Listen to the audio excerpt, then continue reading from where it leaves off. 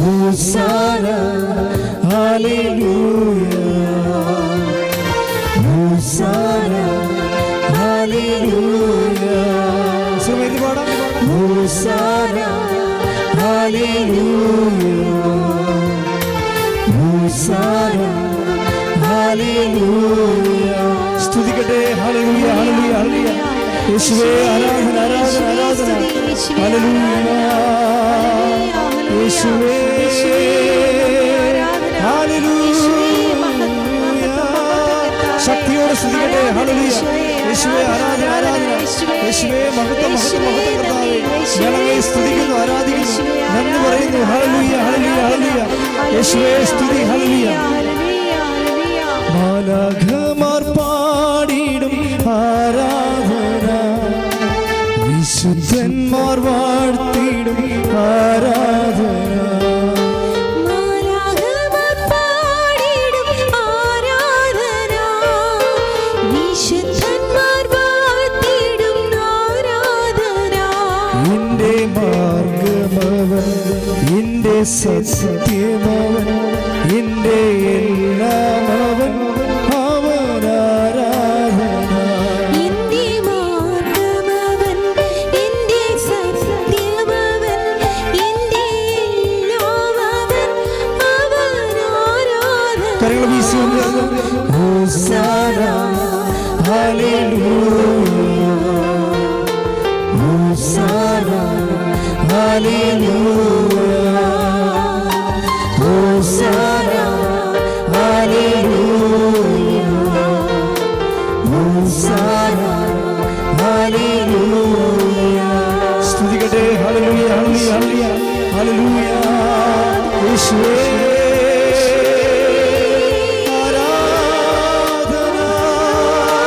ശക്തിയോടെ എത്തിച്ചേർന്ന് സ്തുതിക്കട്ടെ. ഹല്ലേലൂയ ഹല്ലേലൂയ ഹല്ലേലൂയ ഹല്ലേലൂയ ഹല്ലേലൂയ. ജീവിക്കുന്നതിനാൽ ദൈവം ഞങ്ങളെ ആരാധിക്കുന്നു സ്തുതിക്കുന്നു. അങ്ങയുടെ മഹാമഹിമയ്ക്കായി നന്ദി പറയുന്നു. ഹല്ലേലൂയ ഹല്ലേലൂയ ഹല്ലേലൂയ ഹല്ലേലൂയ ഹല്ലേലൂയ.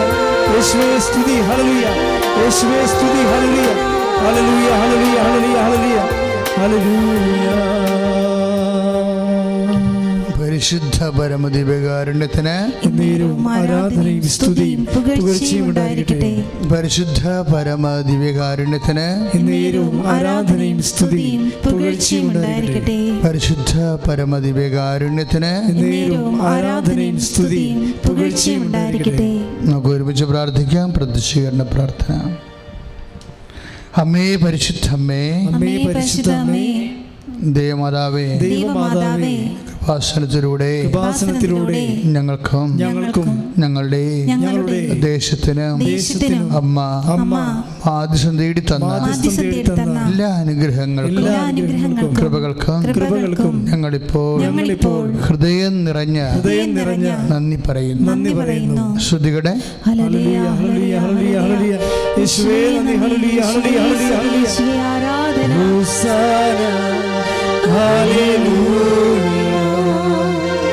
Hosanna, hallelujah,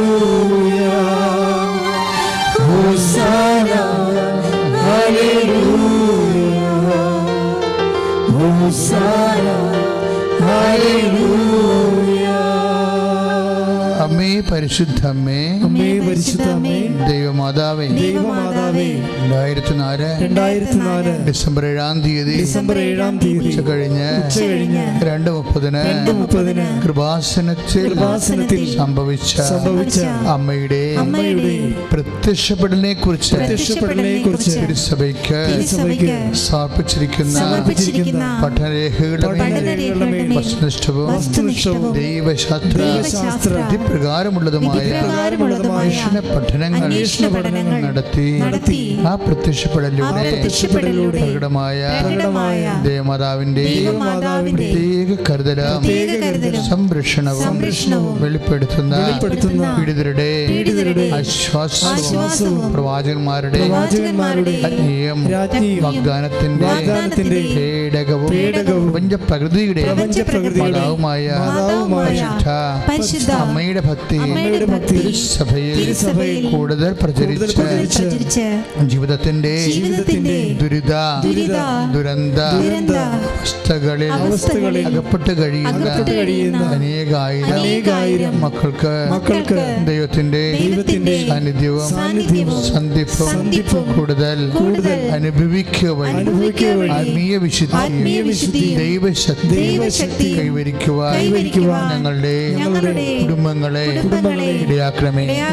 ശ്രുതികടെ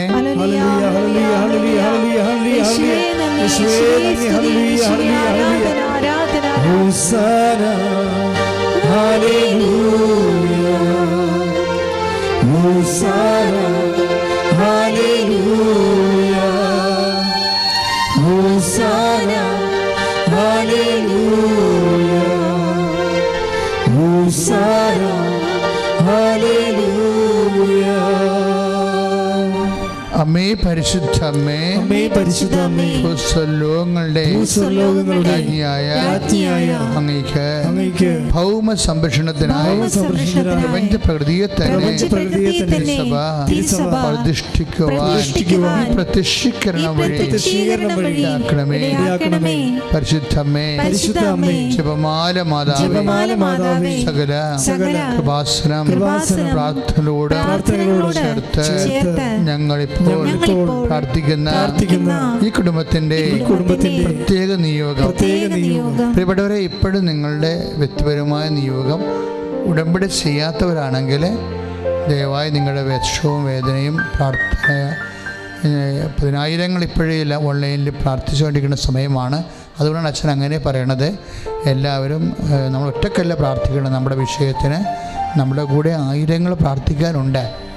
ഈ അനുഗ്രഹപരമായ നിമിഷത്തിൻ്റെ പ്രത്യേകത മനസ്സിലാക്കിയിട്ടാണ് നിങ്ങൾ അതീവ വിശ്വാസത്തോടെ ദൈവദൃസന്നിധിയിൽ നിങ്ങളുടെ വിഷമതകളെ പരിശുദ്ധ അമ്മയുടെ മാധ്യസ്ഥത്തിൽ ഇപ്പോൾ സമർപ്പിക്കേണ്ടത്. മൗനമായി പ്രാർത്ഥിക്കുക.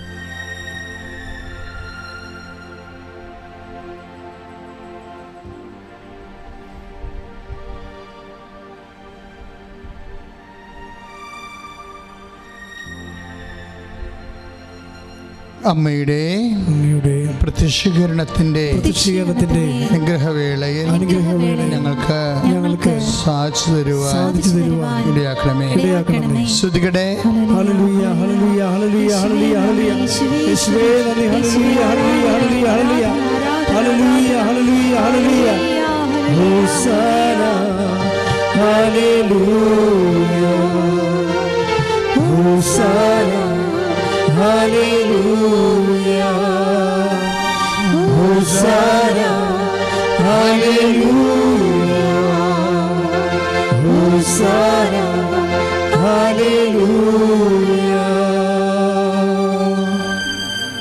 പരിശുദ്ധ പരമ ദിവ്യകാരുണ്യത്തിന് ആരാധനയും സ്തുതിയും പുകഴ്ചയും ഉണ്ടായിരിക്കട്ടെ. പരിശുദ്ധ പരമ ദിവ്യകാരുണ്യത്തിന് ആരാധനയും സ്തുതിയും പുകഴ്ചയും ഉണ്ടായിരിക്കട്ടെ. പരിശുദ്ധ പരമ ദിവ്യകാരുണ്യത്തിന് ആരാധനയും സ്തുതിയും പുകഴ്ചയും ഉണ്ടായിരിക്കട്ടെ.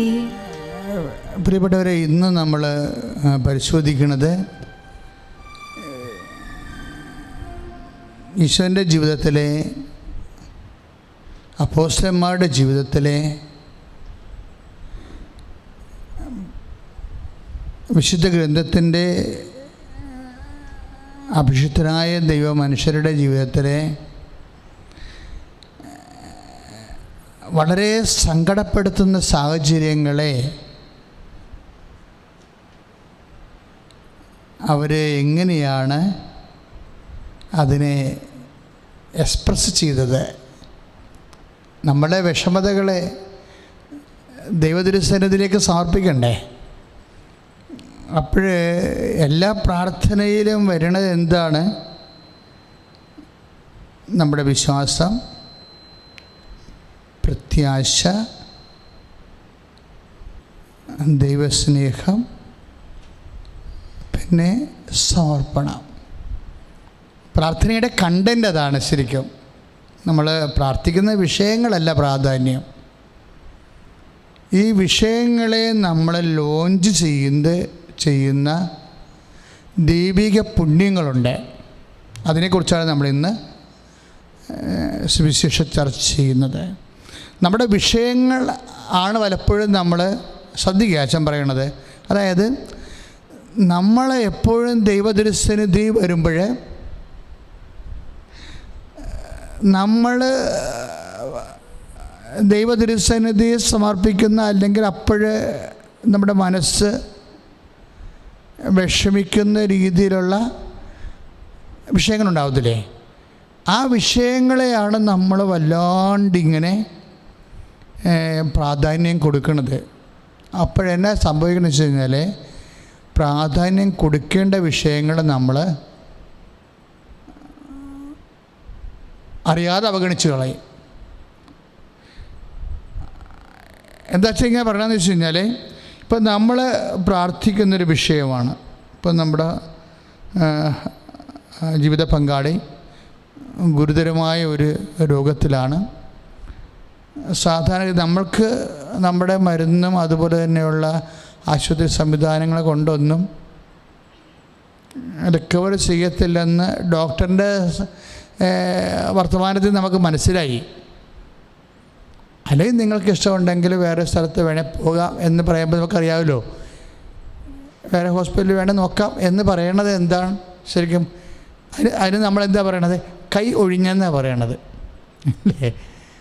ജീവിതത്തിൽ കൈ ഒഴിയണ ഒരു ഭയങ്കര സീരിയസ് വിഷയമാണ്. കൈ ഒഴിയും. അത് ഈശോയ്ക്കോ ഉണ്ടായിരുന്ന ആ ഒരു അനുഭവം, കൈ ഒഴിയണത്. ഇപ്പം നമ്മളെ സഹായിക്കാമെന്ന് പറഞ്ഞിട്ടുള്ളവർ, അല്ല നമ്മൾ ആശ്രയം വെക്കുന്നവർ ചിലപ്പോൾ കൈ ഒഴിയും. അയ്യോ, സഹിക്കാൻ പറ്റാത്ത ഒരു വിഷയമാണത്, കൈ ഒഴിയുക. ഈ കൈ ഒഴിയപ്പെട്ടവൻ്റെ പ്രാർത്ഥനയെന്ന് പറയണത് ഒരു 1.5 പ്രാർത്ഥനയാണ്. കൈ ഒഴിയപ്പെട്ടവൻ്റെ പ്രാർത്ഥന അത് ഏറ്റവും.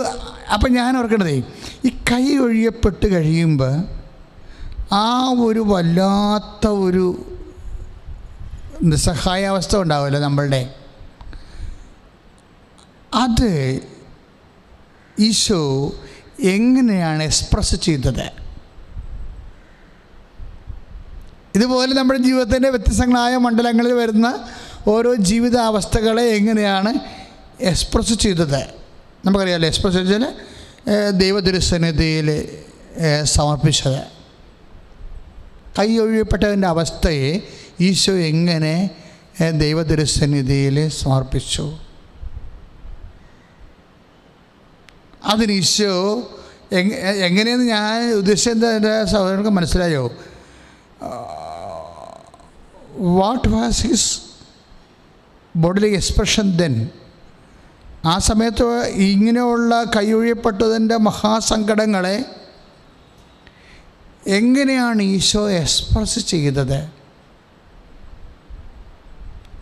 എനിക്ക് തോന്നുന്നത് വിശുദ്ധ മർക്കോസിൻ്റെ സുവിശേഷമാണ് അതിമനോഹരമായിട്ട് ആ എക്സ്പ്രഷൻ അവതരിപ്പിക്കുന്നത്. കൈയൊഴിയപ്പെട്ടവൻ്റെ അവസ്ഥ. ഇപ്പം ബാങ്കിൽ തന്നെ നമ്മൾക്ക് മകളെ കെട്ടിക്കാനും വീട് വെക്കാനും പറമ്പ് മേടിക്കാനും ജോലിക്കും ഇങ്ങനെ പല മൾട്ടിപ്പർപ്പസ് നമ്മൾ ചില സമയത്ത് ബാങ്കിൽ ഒരാളെ തന്നെ ആശ്രയിച്ച് അങ്ങനെ ഇരുന്ന് അത് കിട്ടാനായി. അപ്പം അത് വെച്ചാൽ നമ്മൾ ബാക്കി എല്ലാം അറേഞ്ച് ചെയ്യണത്. പെട്ടെന്ന് മാനേജർ മാറിപ്പോകുന്നു. അപ്പം നേരത്തെ ഇരുന്ന മാനേജറിന് അറിയാമായിരുന്നു, അയാൾ മാറിപ്പോണ മാനേജർ അറിയാമായിരുന്നു, അയാൾ മാറിപ്പോകുന്നു. അയാൾ നമ്മളോട് അത് പറഞ്ഞില്ല. അയാൾ നല്ല മുഖത്തോടെ രക്ഷപ്പെടാൻ വേണ്ടി നമുക്ക് തരാമെന്ന് പറഞ്ഞ് നിൽക്കരുത്.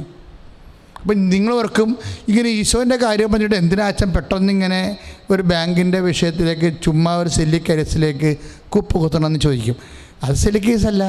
ആ അനുഭവിക്കുന്ന വ്യക്തിയെ സംബന്ധിച്ചിടത്തോളം ഇറ്റ് ഇസ് ഭയങ്കര സീരിയസ് ആണ്. പെട്ടെന്നാണ് ഈ മനുഷ്യനെല്ലാം അയാളുടെ വാക്കിൽ ആശ്രയിച്ച് എല്ലാം ക്രമപ്പെടുത്തിക്കൊണ്ടിരിക്കുകയാണ്. അപ്പം അങ്ങനെ സമയത്ത് പെട്ടെന്ന് ഇതുപോലെ ഒരു അശനിപാതം വരണത്, അപ്പോഴാണ് കൈ ഒഴിയപ്പെടുന്ന അവസ്ഥ എന്ന് പറഞ്ഞത്. ഇപ്പം മനസ്സിലായില്ലേ? ഈ കൈ ഒഴിയപ്പെടുന്ന അവസ്ഥ എല്ലാവർക്കും ഉണ്ടാവും. എപ്പോഴും ഉണ്ടാവുന്ന നിർബന്ധമില്ല. വന്നു കഴിഞ്ഞാൽ നമ്മളങ്ങോട്ട് പെട്ടുപോകും. ഇങ്ങനെ പെട്ടുപോകുന്ന സമയത്ത് അത് ഈശോയ്ക്ക് ഉണ്ടായിരുന്നത് ഇതുപോലെ. അതായത് ഈശോനെ ആർക്കും കൈ ഒഴിയാൻ പറ്റില്ല, നിങ്ങൾക്കറിയാമല്ലോ. മനുഷ്യന്മാർക്ക് ആർക്കും കൈ കഴിഞ്ഞാൽ അത് ഏക്കത്തില്ല. അതും ഭയങ്കര രസമാണ്. അതായത് മനുഷ്യന്മാരൊക്കെ ഈശോനെ കൈ ഒഴിഞ്ഞാൽ അങ്ങ് ഏക്കത്തില്ല. അത് ഈശോക്കത് ഫീൽ ചെയ്യത്തില്ല. പക്ഷേ ഈ വലിയവരെന്ന് പറയുമ്പോൾ വലിയവർക്ക് വരാൻ പോകുന്നത് വലിയ പ്രയാസങ്ങളായിരിക്കും. ചെറിയവർക്ക് വരാൻ പോണത് ചെറിയ പ്രയാസങ്ങൾ. ഇതുപോലെ തന്നെ ഈശോയ്ക്ക് വന്നപ്പോൾ എന്നാ വരുന്നത്? ഈശോനെ കൈ ഒഴിഞ്ഞത് ആരാണ്? അപ്പയാണ്. കാര്യം അവസാന നിമിഷം വരെ എനിക്ക് തോന്നിയിട്ടുണ്ടേ യേശുവിൻ്റെ ഏറ്റവും വലിയ പീഡാസഹനം എന്ന് പറയണത് അപ്പ കൈയൊഴിഞ്ഞ പോലെ തോന്നിയതാ. അപ്പോൾ ഈശോ എന്നാ ചെയ്തത്? ആ ഒരു മഹാസങ്കടങ്ങളെ ഈശോ അതെങ്ങനെയാണ് എക്സ്പ്രസ് ചെയ്യണത്? ഈശോ തൻ്റെ തല ഇത്രയും നാൾ ഉയർത്തി നിന്നത് എങ്ങനെയാണെന്നറിയാവോ? അപ്പാ എനിക്കുണ്ടെന്നും പറഞ്ഞാണ് തല ഉയർത്തി നിന്നത്. നമ്മളെയൊക്കെ തല ഉയർത്തി നിൽക്കുന്ന പല കാര്യങ്ങളുണ്ടാകും. വ്യക്തികളാകാൻ ചിലപ്പോഴേ അല്ലേ? നമ്മൾ തല ഉയർത്തി നടക്കണത് എന്താണ്? നമുക്ക് ജീവിത പങ്കാളിയുണ്ട്, ജോലിയുണ്ട്, നമുക്ക് മക്കളുണ്ട്, അല്ലെങ്കിൽ ഇങ്ങനെ കുറേ കാര്യങ്ങൾ, നമുക്കതിന് ജോലിയുണ്ട്, ഇങ്ങനെ കുറേ കാര്യങ്ങളുണ്ട്. നമ്മളിങ്ങനെ തല ഉയർത്തിക്കൊണ്ട് നടക്കും. പക്ഷെ ചില സമയത്ത് നമ്മുടെ തല ഉയർത്തിക്കൊണ്ടിരിക്കുന്ന അവസ്ഥ കൈ ഒഴിയുന്ന അവസ്ഥ വരും. ഈശോയ്ക്കുണ്ടായിരുന്നതാണ്. ഈശോയെ തല ഉയർത്തിക്കൊണ്ട് നടന്നതിൻ്റെ പ്രധാനപ്പെട്ട കാരണം അപ്പ എനിക്കുണ്ടെന്നുള്ളൊരു ബോധ്യമാണ്. അത് ഈശോ അത് ഇടയ്ക്ക് പറയുമായിരുന്നു. നിങ്ങൾ എല്ലാവരും എന്നെ ഉപേക്ഷിച്ച് പോകുന്ന കാലം വരും. അയ്യോ, നിങ്ങളെല്ലാവരും എന്നെ ഉപേക്ഷിച്ച് പോകുന്ന കാലം വരും, ഏകനായി വിട്ടുപോകുന്ന കാലം വരും. അതൊക്കെ ഈശോ പ്രതീക്ഷിക്കുന്നുണ്ട്. പക്ഷേ ഈശോയുടെ മുമ്പിൽ ചില കാര്യങ്ങൾ ഈശോയുടെ കുരിശ് എന്താണെന്ന് നിങ്ങൾ ചോദിച്ചാൽ ഈശോയുടെ പറയാതെ സൂക്ഷിച്ച് വെച്ചിരുന്ന കാര്യങ്ങളാണ് ഈശോയുടെ കുരിശെന്ന് പറയണത്. പറഞ്ഞു മനസ്സിലായോ? ഈശോയുടെ കുരിശ് എന്താണെന്ന് ചോദിച്ചാൽ ഈശോയോട് നേരത്തെ എക്സ്പ്ലെയിൻ ചെയ്ത് കൊടുക്കാതിരുന്ന കാര്യങ്ങളാണ് ഈശോയുടെ സാക്ഷാൽ കുരിശ്. ഇപ്പം ഈശോ ചില സമയത്ത് പറയത്തില്ലേ, അത് രഹസ്യമാണ്, അത് മനുഷ്യപുത്രന് പോലും അറിയത്തില്ല എന്ന് പറഞ്ഞാൽ അത് മനുഷ്യനായ ഈശോയ്ക്ക് ആ വിഷയം പാസ് ചെയ്ത് കൊടുത്തിട്ടില്ല, വെളിപ്പെടുത്താൻ അനുവാദം കൊടുത്തിട്ടില്ല. അതുപോലെ തന്നെ ഒരു സംഭവമാണ് പിതാവ് ഉപേക്ഷിക്കുമെന്ന് പറയുന്ന ആ രഹസ്യമില്ലേ, അത് ഈശോയ്ക്ക് പറഞ്ഞു കൊടുത്തിട്ടില്ല. കൊടുത്തിരുന്നെങ്കിൽ ഈശോ അങ്ങനെ പറയത്തില്ലല്ല. നിങ്ങളെല്ലാവരും ആ വചനം ശ്രദ്ധിച്ചാൽ മതി. യോഹന്നാൻ്റെ സുവിശേഷം 16-ാം അധ്യായം 32-ാമത്തെ വാക്യം.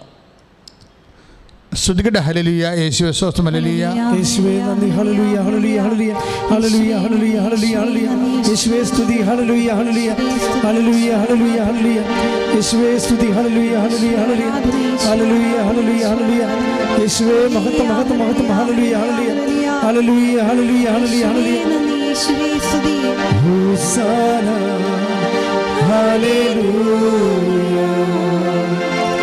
ഹോസാന, ഹല്ലേലൂയ, ഹോസാന, ഹല്ലേലൂയ, ഹോസാന, ഹല്ലേലൂയ. ഹല്ലേലൂയ. ഇപ്പം നമ്മൾ കണ്ട വചനം എന്താണ്? യോഹന്നാൻ്റെ സുവിശേഷം 10-ാം അധ്യായം 32-ാമത്തെ തിരുവചനമാണ്. ഇതെന്താണ് വിഷയം? ഇത് ഈശോയോട് പറയാതെ വെച്ചിരുന്ന ഒരു രഹസ്യമാണ്. എന്താണ്? നിങ്ങൾ എല്ലാവരും എന്നെ ഉപേക്ഷിച്ച് പോകുന്ന, ഏകനായി വിട്ടും വെച്ച് പോകുന്ന കാലം വരും. 16-ാമത്തെ അധ്യായത്തിൽ 32-ാമത്തെ തിരുവചനം. നിങ്ങളെല്ലാവരും എന്നെ ഏകനായി വിട്ടുപോകുന്ന കാലം വരും, എങ്കിലും ഞാൻ ഏകനല്ല, പിതാവ് എന്നോട് കൂടെയുണ്ട്. പക്ഷേ എന്താ സംഭവിച്ചത്? ഇങ്ങനെ നേരത്തെ വെളിപ്പെടുത്താത്ത സംഭവങ്ങൾ, ഇതിന് നമ്മൾ എന്താ പറയണത്? ആകസ്മികമെന്ന് പറയും അല്ലേ? ആകസ്മിക സംഭവങ്ങൾ. ഈ ആകസ്മിക സംഭവങ്ങൾ ആണ് ശരിക്കും പറഞ്ഞാൽ യേശുവിനെ സംബന്ധിച്ചിടത്തോളം, നമ്മളെ സംബന്ധിച്ചിടത്തോളം ഏറ്റവും വലിയ കുരിശ്. നേരത്തെ നമുക്കൊന്ന് പ്രിപ്പയർ ചെയ്യാൻ പറ്റത്തില്ല. ഇന്ന സമയത്ത് ഇന്നതുപോലെ സംഭവിക്കുമെന്ന് പറഞ്ഞാൽ നമുക്കൊരു പ്രിക്കോഷൻസ് എടുക്കാം അല്ലേ? ഒരു മുൻകരുതൽ. ശരിക്കും പറഞ്ഞാൽ നമ്മുടെ ഏറ്റവും വലിയ ഭാരമെന്ന് പറയുന്നത് എന്താണ്? നമ്മൾക്ക് മുൻകരുതലെടുക്കാൻ പറ്റാത്ത. നാളെ രാവിലെ മുതൽ കേരളത്തിൽ മഴയാണല്ലേ? ഇപ്പോൾ ബംഗാൾ ഉൾക്കടലിൽ ന്യൂനമർദ്ദം രൂപപ്പെട്ടുകൊണ്ടിരിക്കുകയാണ്. അത് നാളെ കന്യാകുമാരി മേഖലയിൽ വരുമെന്നാണ്, മഴയായി വരുമെന്നാണ്, കാറ്റായി കൊടുങ്കാറ്റായി വരുമെന്നാണ് പറയണത്. നമുക്ക് പ്രാർത്ഥിക്കാം. ഈ ആരാധനയിലൂടെ പ്രാർത്ഥിക്കുക. കർത്താവായ ദൈവമേ, ഒരു മക്കൾ പോലും ജീവിതാവസ്ഥകൾ പോലും ഒരു രാജ്യത്തും കൊടുങ്കാറ്റിനാൽ നഷ്ടപ്പെടാതിരിക്കാൻ വേണ്ടി അമ്മേ, പരിശുദ്ധമ്മേ, ദേവമാതാവേ, ഈ നിമിഷം ഈശോയോട് മാധ്യസ്ഥം വഹിക്കണമേ. കർത്താവേ, പരിശുദ്ധമ്മേ, ദേവമാതാവേ, ഈ നിമിഷം ഈശോയോട് രാജ്യങ്ങൾക്ക് വേണ്ടി, ജനങ്ങൾക്ക് വേണ്ടി, ജീവജാലങ്ങൾക്ക് വേണ്ടി മാധ്യസ്ഥം വഹിക്കണമേ. കർത്താവേ, കാറ്റിനെ ശാസിച്ചുകൊണ്ട് കടലിനോട് അടങ്ങാൻ കൽപ്പിച്ചവനെ, അങ്ങയുടെ വിശുദ്ധമായ വലതുകരം എല്ലാ രാജ്യങ്ങളുടെ മേലും നിന്നുകൊണ്ട് കാറ്റിന്റെ മേലെ ഉയർത്തിക്കൊണ്ട് ലോകത്തിന് സംരക്ഷണം നൽകണമേ. ശ്രുതിക്കട്ടെ. ഹല്ലേലൂയ, ഹല്ലേലൂയ, ഹല്ലേലൂയ, ഹല്ലേലൂയ. യേശുവേ സ്തുതി. ഹല്ലേലൂയ, ഹല്ലേലൂയ, ഹല്ലേലൂയ, ഹല്ലേലൂയ, ഹല്ലേലൂയ, ഹല്ലേലൂയ. യേശുവേ നന്ദി. ഹല്ലേലൂയ, ഹല്ലേലൂയ, ഹല്ലേലൂയ, ഹല്ലേലൂയ, ഹല്ലേലൂയ, ഹല്ലേലൂയ, യേശുവേ നന്ദി. പ്രാർത്ഥിച്ചാൽ ഉത്തരമുണ്ട്, യാചിച്ചാൽ മറുപടിയുണ്ട്, മുട്ടിയാൽ തുറന്നിടും, ചോദിച്ചാൽ ലഭിച്ചിടുമതു നിശ്ചയം. പ്രാർത്ഥിച്ചാൽ ഉത്തരമുണ്ട്, യാചിച്ചാൽ മറുപടിയുണ്ട്, മുട്ടിയാൽ തുറന്നിടും, ചോദിച്ചാൽ ലഭിച്ചിടുമതു നിശ്ചയം. നിശ്ചയം, നിശ്ചയം, അതു നിശ്ചയം, വാക്കു പറഞ്ഞവൻ മാറുകയില്ല. നിശ്ചയം, നിശ്ചയം, അതു നിശ്ചയം, വാഗ്ദത്തം തന്നവനകലുമില്ല. പ്രാർത്ഥിച്ചാൽ ഉത്തരമുണ്ട്, യാചിച്ചാൽ മറുപടിയും, മുട്ടിയാൽ തുറന്നിടും, ചോദിച്ചാൽ ലഭിച്ചിടുമതു നിശ്ചയം. പ്രാർത്ഥിച്ചാൽ ഉത്തരമുണ്ട്, യാചിച്ചാൽ മറുപടിയും, മുട്ടിയാൽ തുറന്നിടും, ചോദിച്ചാൽ ലഭിച്ചിടുമതു നിശ്ചയം. പരിശുദ്ധ പരമദിവ്യകാരുണ്യത്തിന് നേരും ആരാധനയും സ്തുതിയും പുകഴ്ചയും ഉണ്ടായിരിക്കട്ടെ. പരിശുദ്ധ പരമദിവ്യകാരുണ്യത്തിന് നേരും ആരാധനയും സ്തുതിയും പുകഴ്ചയും ഉണ്ടായിരിക്കട്ടെ. ഇവിടെ നമ്മൾ കണ്ടുകൊണ്ടിരുന്ന ഇതാണ്. ഇതുപോലെ ചില സമയത്ത് ഇപ്പോൾ ഇന്ന് ഓറഞ്ച് അലർട്ട്, കേരളത്തിൽ തന്നെ റെഡ് അലർട്ടുണ്ട്, യെല്ലോ അലർട്ടുണ്ട്, ഓറഞ്ച് അലർട്ടുണ്ട്. അപ്പം മുൻകരുതൽ കൊടുത്തിരിക്കുകയാണ് നേരത്തെ. അപ്പം ചില ജീവിതത്തിലെ പല കാര്യങ്ങൾ ഇത് ഗവൺമെൻറ് എന്താ പറഞ്ഞിരിക്കണമെന്ന് അറിയാമോ?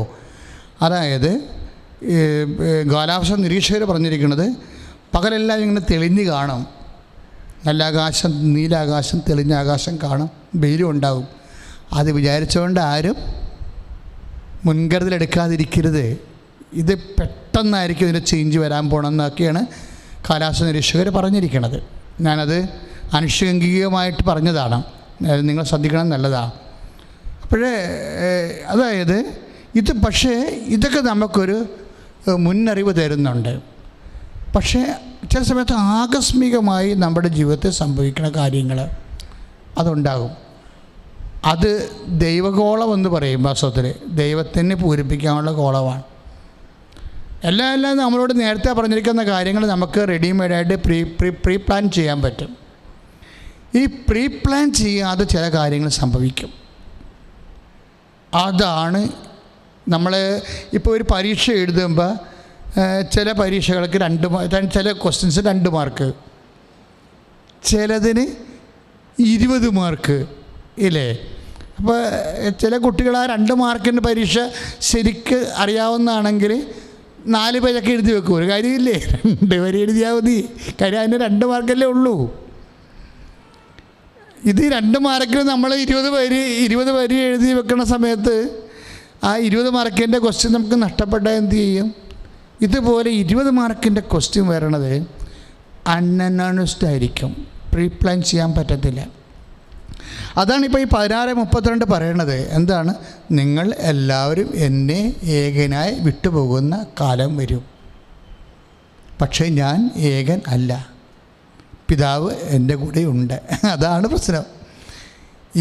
അതായത് ഈശോ ധരിച്ചിരുന്ന, മനുഷ്യനായി ഈശോ ധരിച്ചിരുന്നത് ഏത് കാലാവസ്ഥയിലും പിതാവ് കൂടെ ഉണ്ടാകുമെന്നാണ്.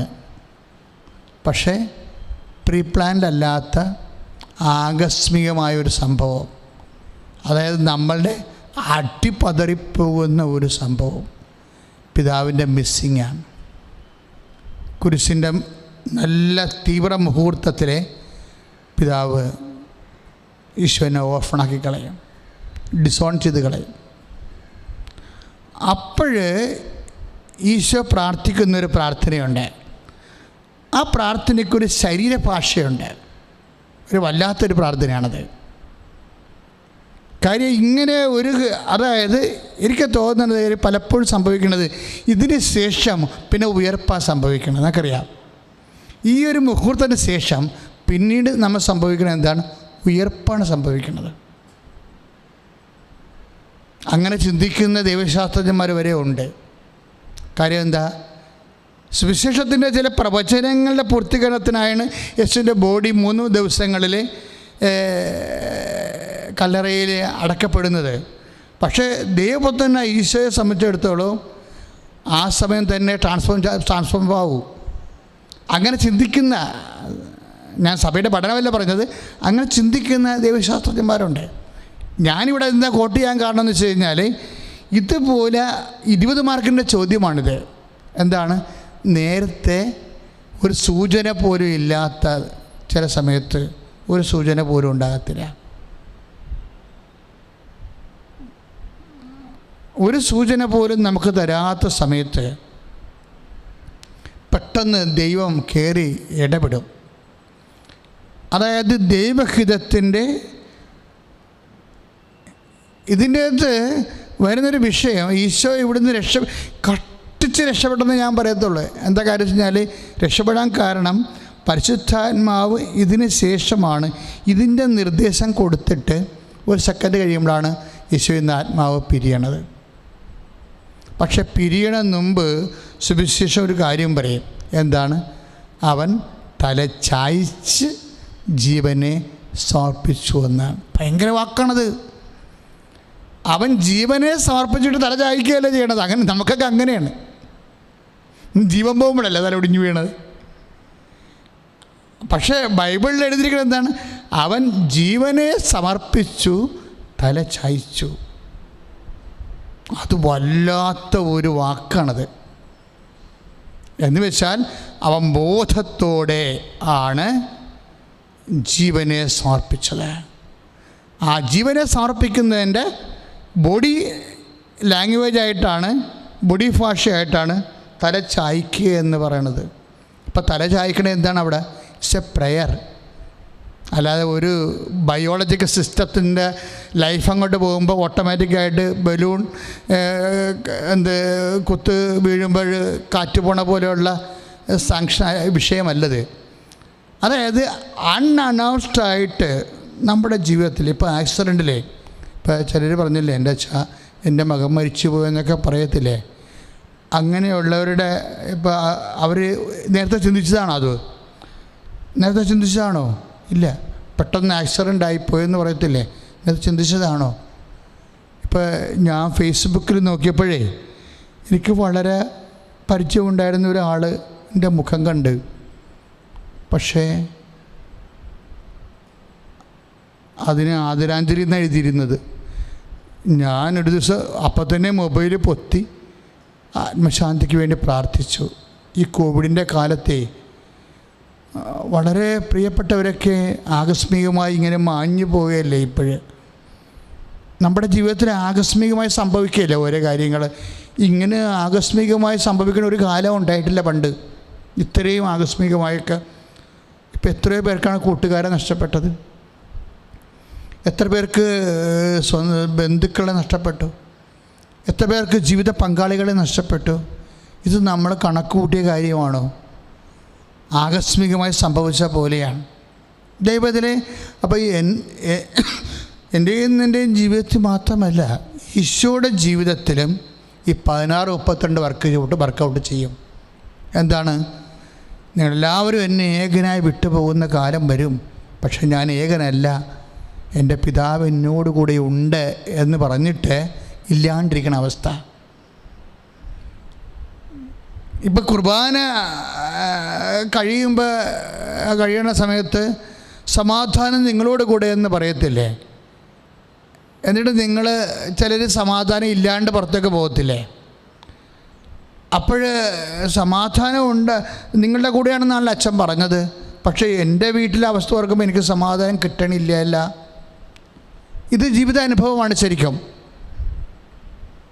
ഇത് ജീവിതാനുഭവമാണ്. എന്തിൻ്റെ കുഴപ്പമാണെന്ന് വെച്ച് കഴിഞ്ഞാൽ, ഒരു കാര്യം നമ്മളോട് പറഞ്ഞിട്ട് അല്ലെങ്കിൽ നമ്മൾ വിചാരിക്കണ പോലെ നമ്മൾ വിചാരിക്കുന്നതിനെതിരായിട്ട് ഇപ്പം പിതാവ് എപ്പോഴും എൻ്റെ കൂടെയുണ്ട്,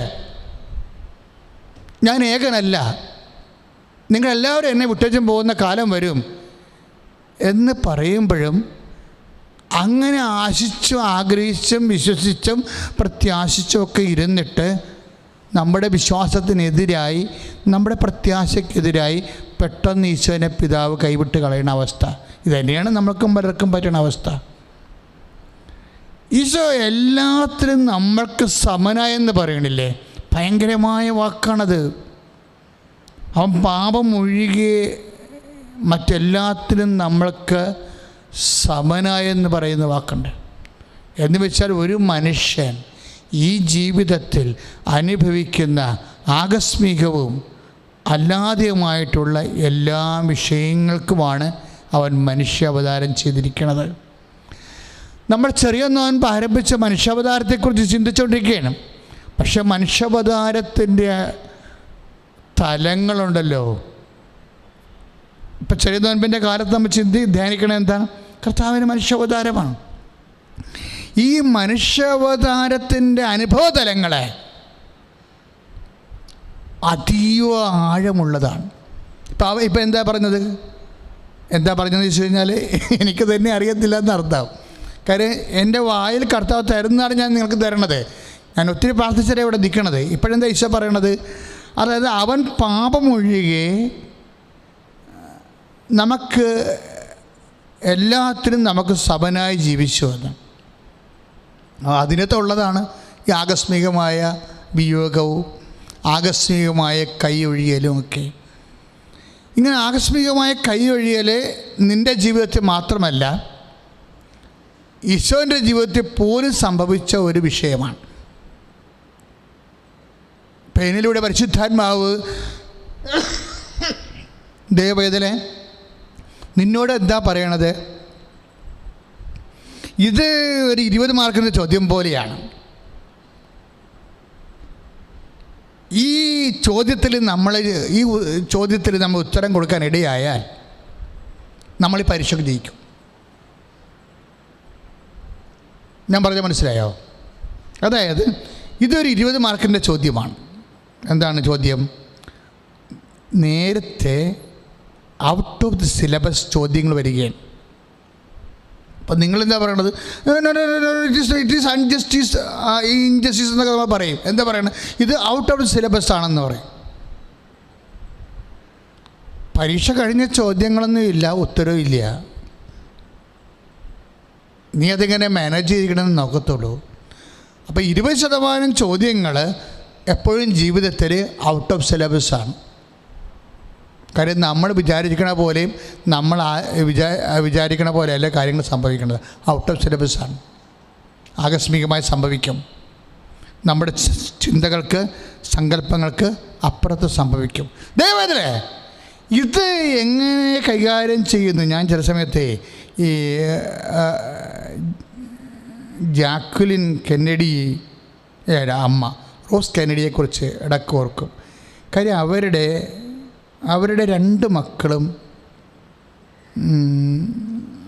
അതായത് അവിടെ ഭർത്താവും മകനും വെടിയേറ്റ മരിച്ചത്.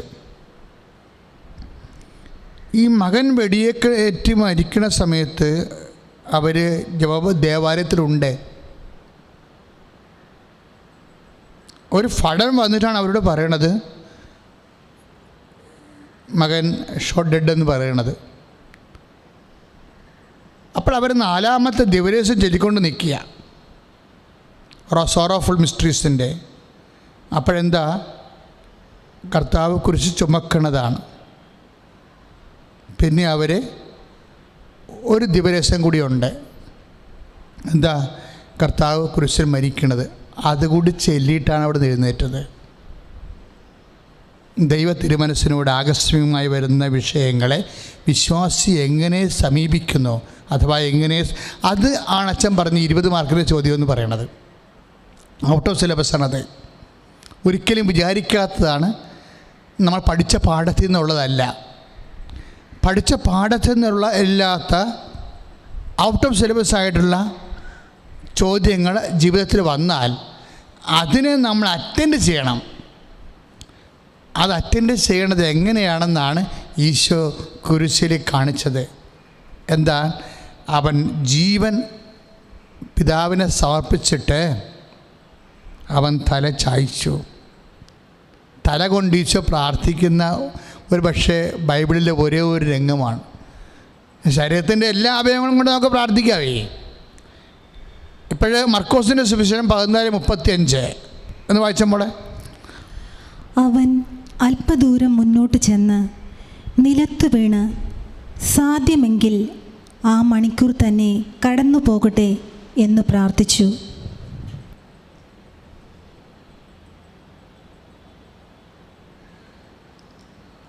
യോഹന്നാൻ്റെ സുവിശേഷം 19:30. നമുക്കൊരു വചനം കൂടി വായിക്കാം. വിശുദ്ധ യോഹന്നാൻ്റെ സുവിശേഷം 19-ാം അധ്യായം 30-ാമത്തെ വാക്യം. യേശു വിനാഗിരി രുചിച്ചിട്ട് പറഞ്ഞു, എല്ലാം പൂർത്തിയായിരിക്കുന്നു. അവൻ തല ചായ്ച്ച് ആത്മാവിനെ സമർപ്പിച്ചു. Praise the Lord. അവൻ തല ചായ്ച്ച് ആത്മാവിനെ സമർപ്പിച്ചു. അതാണ് അച്ഛൻ നേരത്തെ പറഞ്ഞത്. അതായത് തല ചായ്ക്കുന്നത് ഒരു പ്രാർത്ഥനയുടെ ഭാഗമായിട്ടാണ്. എന്നിട്ടാണ് ഈശോ തൻ്റെ ജീവനെ പരപിതാവിന് സമർപ്പിക്കുന്നത്. ഇപ്പം തല ചായ്ക്കുന്നത് ഒരു പ്രെയർ ഫോമാണ്. നമ്മളിവിടെ ചർച്ച ചെയ്യുന്നത് മനുഷ്യാവതാരത്തിൻ്റെ കാണാപ്പുറങ്ങളാണ്. ചെറിയ നോൻപ് കാലത്ത് ധ്യാനമാണിത്. മനുഷ്യാവതാരത്തിൻ്റെ കാണാപ്പുറങ്ങൾ, അതായത് നമ്മൾ കാണാത്ത കാര്യങ്ങൾ ഔട്ട് ഓഫ് ദി സിലബസായിട്ട് നമ്മളുടെ ചിന്തയിലും ധാരണകളിലും നേരത്തെ ഒരു മുന്നറിവില്ലാതെ ആകസ്മികമായി സംഭവിക്കുന്ന വിഷയങ്ങളെ നമുക്ക് തല ചായ്ച്ച് കൊടുക്കാനുള്ള വിഷയങ്ങളാണ്. That's A prayer. എന്ന് വെച്ചാൽ ഇത് ഏതുമായിട്ടാണ് കണക്ഷൻ എന്നറിയാമോ? ഈ 19:30 എന്തുമായിട്ടാണ് കണക്ഷൻ എന്നറിയാമോ? ഈ വചനം ലിങ്ക് ചെയ്യണത്, ഈ വചനം ലിങ്ക് ചെയ്യണത് 53:7 ഐസയാവിൻ്റെ 53:7 എന്താണ്? അവൻ തർക്കിക്കുകയോ ബഹളമുണ്ടാക്കുകയില്ല, അവൻ തല ചായ്ച്ചു. അവൻ തർക്കിച്ചില്ല, ബഹളം ഉണ്ടാക്കിയില്ല.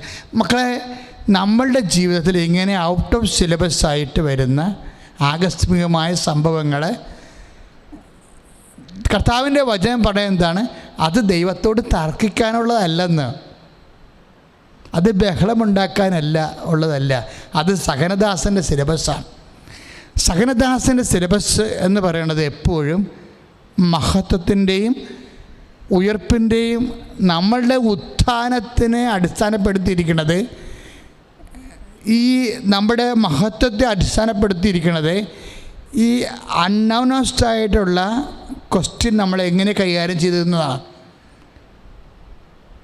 ഇപ്പോൾ 19 ഇപ്പോൾ വിനാഗിരി വെള്ളമാണ് ചോദിക്കണത്. വെള്ളം ചോദിച്ചതാണേ, കർത്താവ് വെള്ളമാണ് ചോദിച്ചത്. നമ്മളത് വ്യാഖ്യാനിച്ച് ആത്മാക്കൾക്ക് വേണ്ടി ദാഹിക്കണം എന്നൊക്കെ പറയണത് ഒരു ആധ്യാത്മികമായ ഒരു വ്യാഖ്യാനമാണ്. പക്ഷെ ചോദിച്ചത് എന്താണ്? ഒരു കറ വരർച്ചയായിട്ട് അവൻ 3 മണിക്കൂർ ഈ വെള്ളത്തിൽ ഇതിന്മേൽ തൂങ്ങിക്കിടക്കുന്ന സമയത്ത് നാക്ക് വരെ തീ നാക്കായി പോയി കാണും, വരണ്ടിട്ട്. അപ്പോൾ ഒരു ഇറ്റ് വെള്ളത്തിനാണ് ചോദിക്കണത്, പക്ഷെ കൊടുക്കണത് എന്താ? വിനാഗിരി. അതാണ് അപ്രതീക്ഷിതമെന്ന് പറയണത്.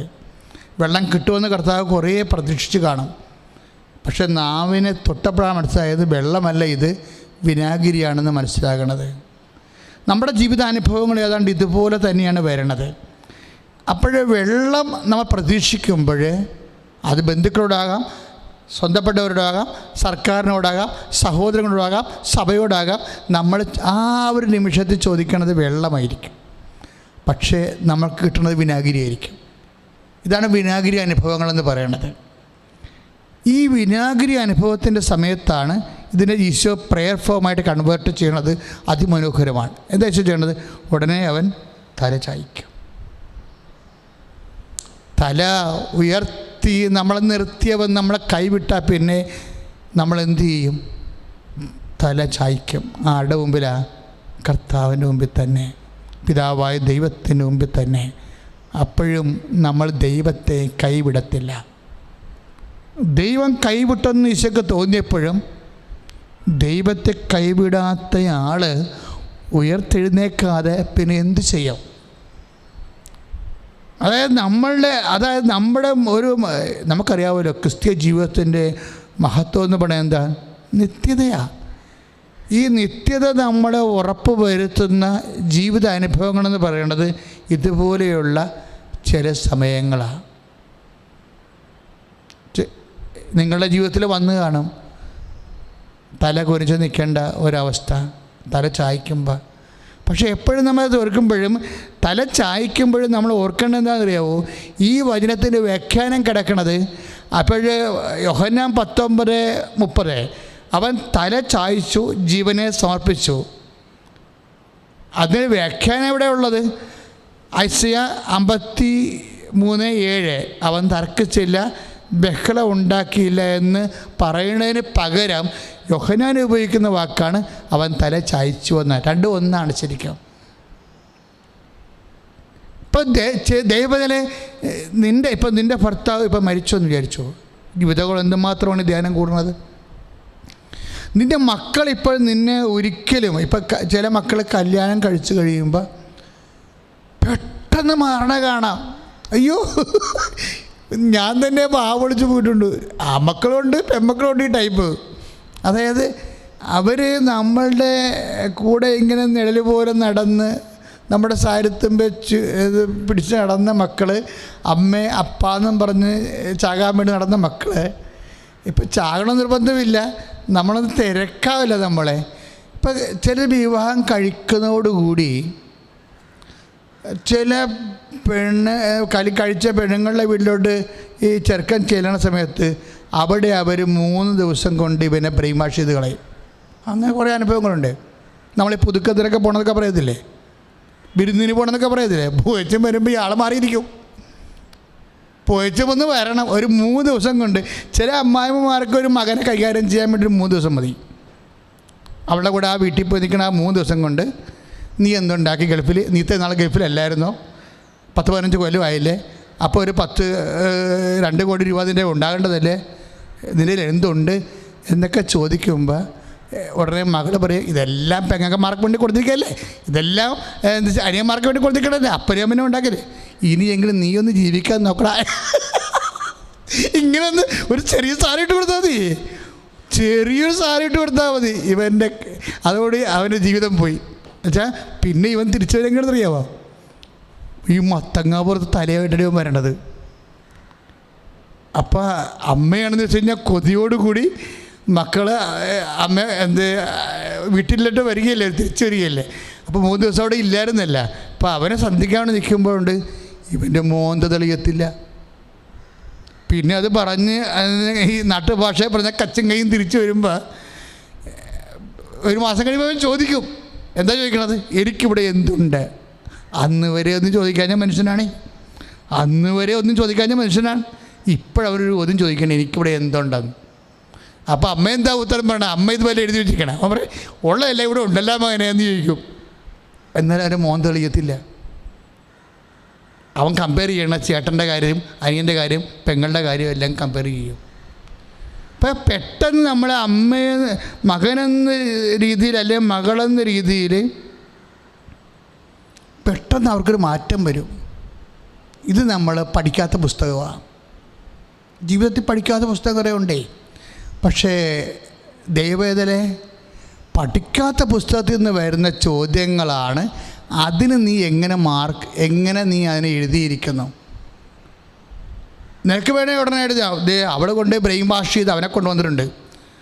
അപ്പോൾ ഇനിയിപ്പോൾ മറ്റേ മക്കളെല്ലാം കണ്ട് ഗ്രൂപ്പ് അടിച്ച് ഒരു ഗ്രൂപ്പ് ഉണ്ടാക്കിയിട്ട് അമ്മ ഉടനെ ഒരു ഷീൽഡ് പ്രതിരോധം തീർക്കും അവനെതിരെ. പിന്നെ ഇവിടെ ഒന്നും തള്ളും അസ്വസ്ഥയൊക്കെ മാറി. പഠിക്കാത്ത ദിവസം ചോദ്യം വരുമ്പോൾ അമ്മ ഇങ്ങനെയാണ് അതിനെ പ്രതിരോധിക്കുന്നത്. അങ്ങനെ പ്രതിരോധിക്കണ്ട. നിങ്ങൾക്ക് ഈ മക്കളെയൊക്കെ തരണമെമ്പോൾ ഒരാളുണ്ടേ, അയാൾ പറഞ്ഞിട്ടുണ്ടേ ഇതൊന്നും ഓവറായിട്ട് ആളിൽ നിന്നും അമിതമായിട്ടൊന്നും പ്രതീക്ഷിക്കേണ്ടെന്ന് പറഞ്ഞിട്ടുണ്ട് നേരത്തെ.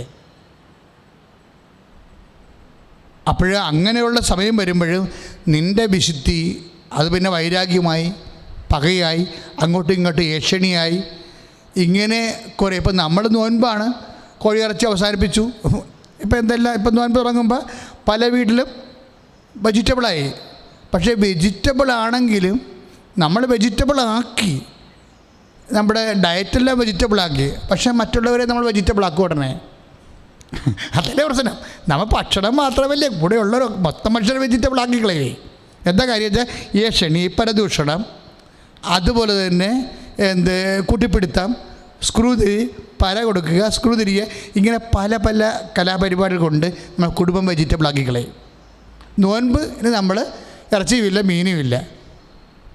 അപ്പോൾ ഇങ്ങനെ വരുമ്പോഴുണ്ടാകുന്ന പ്രശ്നം വെച്ച് കഴിഞ്ഞാൽ ഈ കാര്യം ഇത് നല്ല ശരിക്ക് കൈകാര്യം ചെയ്യാവുന്നൊരു ഇതിന് ഈ അമ്മയുണ്ടല്ലോ, അമ്മ സൂപ്പറാണ്.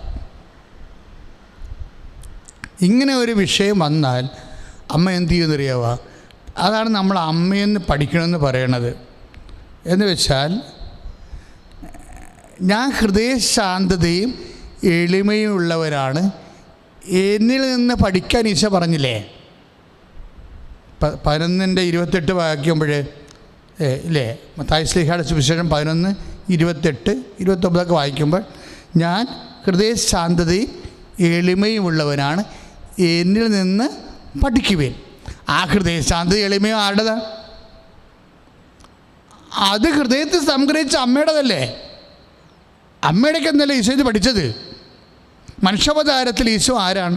സമ്പൂർണ്ണമായ മനുഷ്യനാണ്. എന്നുവെച്ചാൽ മറിയത്തിൻ്റെ മകനാണ്. ഒരു മകൻ ഇതൊക്കെ പഠിക്കണത് എവിടെ നിന്നാണ്? ശരിക്കും പറഞ്ഞാൽ അമ്മയിൽ നിന്നാണ്. അതാണ് അമ്മ ഇതുപോലെ തന്നെയായിരുന്നു. അവളെ ഹൃദയത്തിൽ സംഗ്രഹിച്ചു എന്ന് പറഞ്ഞ വാക്കില്ലേ, അത് തന്നെയാണ് ഈ 11:28 തന്നെയാണ്. ഹൃദയശാന്തത എളിമയുമാണ്. ഇപ്പം നിന്നെ തിരക്കി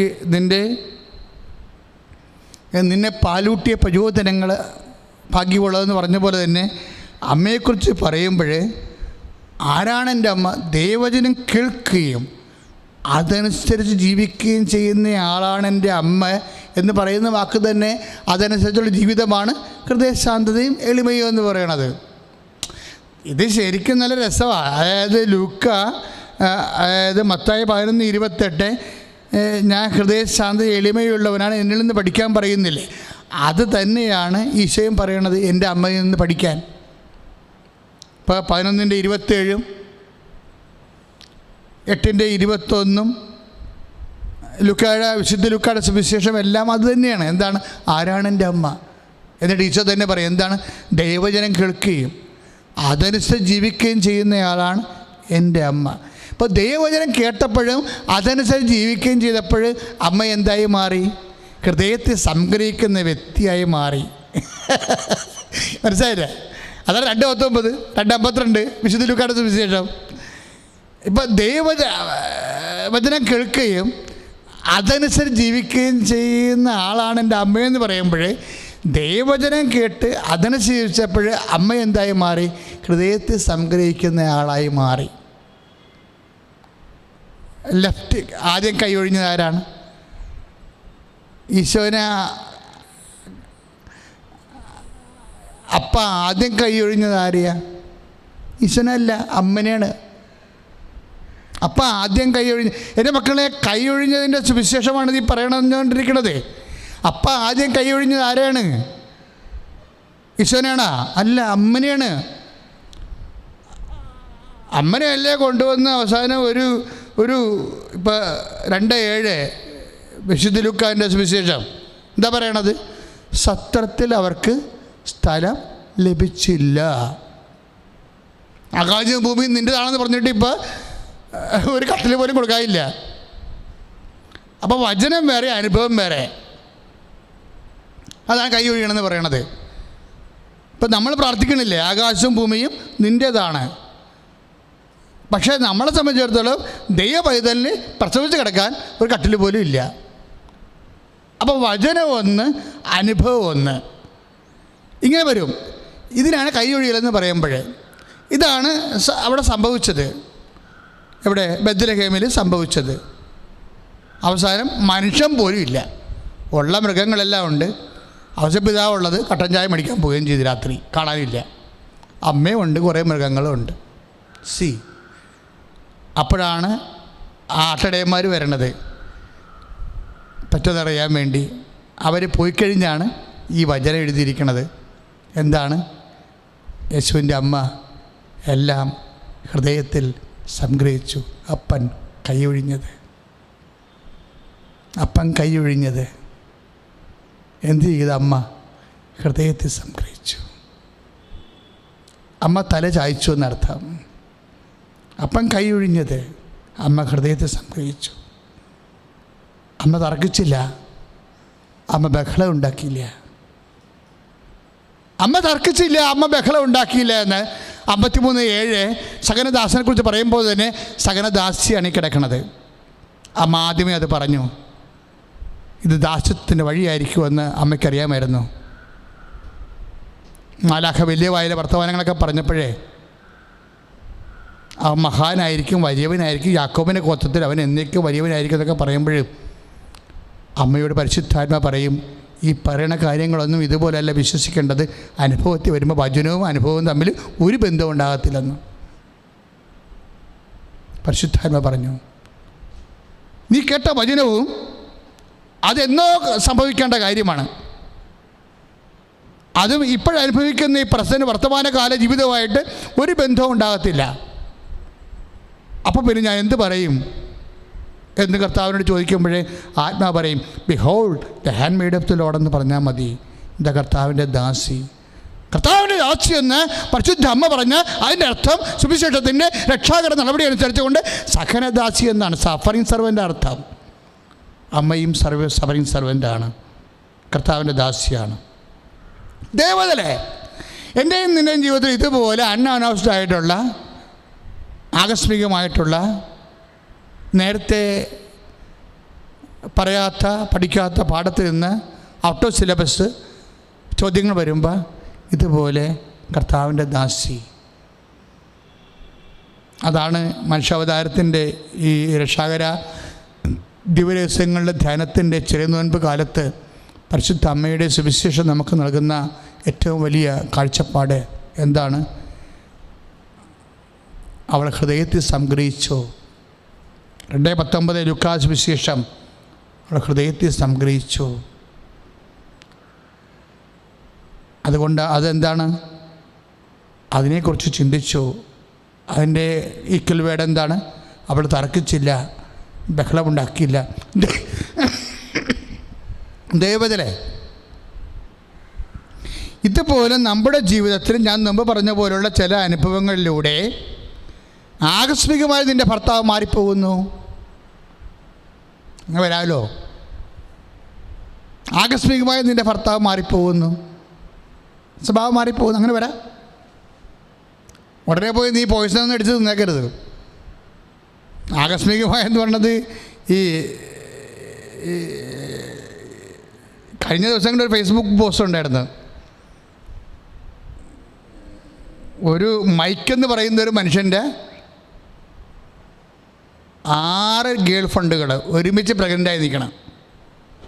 അവൻ്റെ ഫേസ്ബുക്ക് പോസ്റ്റിൽ അവൻ ഇട്ടിരിക്കുകയാണത്. അവൻ്റെ 6 ഗേൾ ഫ്രണ്ടുകൾ ഒരുമിച്ച് പ്രഗ്നൻ്റായിരിക്കുന്ന, എന്നിട്ട് ഈ ഗർഭിണി പെണ്ണുങ്ങളെല്ലാം വയറും തടവി അങ്ങോട്ടും ഇങ്ങോട്ടും ചിരിച്ചുകൊണ്ട് നിൽക്കണം. ആയിക്കട്ടെ, എന്തൊരു കാഴ്ച.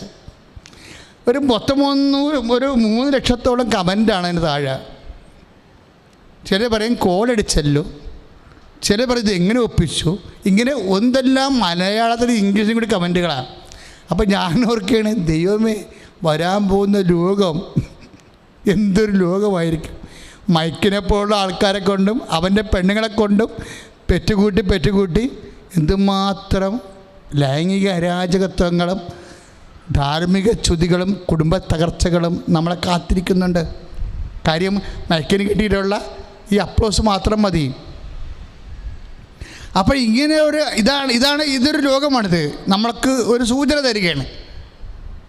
കാര്യം അതിൻ്റെ താഴെയുള്ള കമൻറ്റുകളാണ് നമുക്ക് തരുന്ന സൂചനകൾ. മൈക്കിന് മാത്രം അപവാംശമല്ലത്.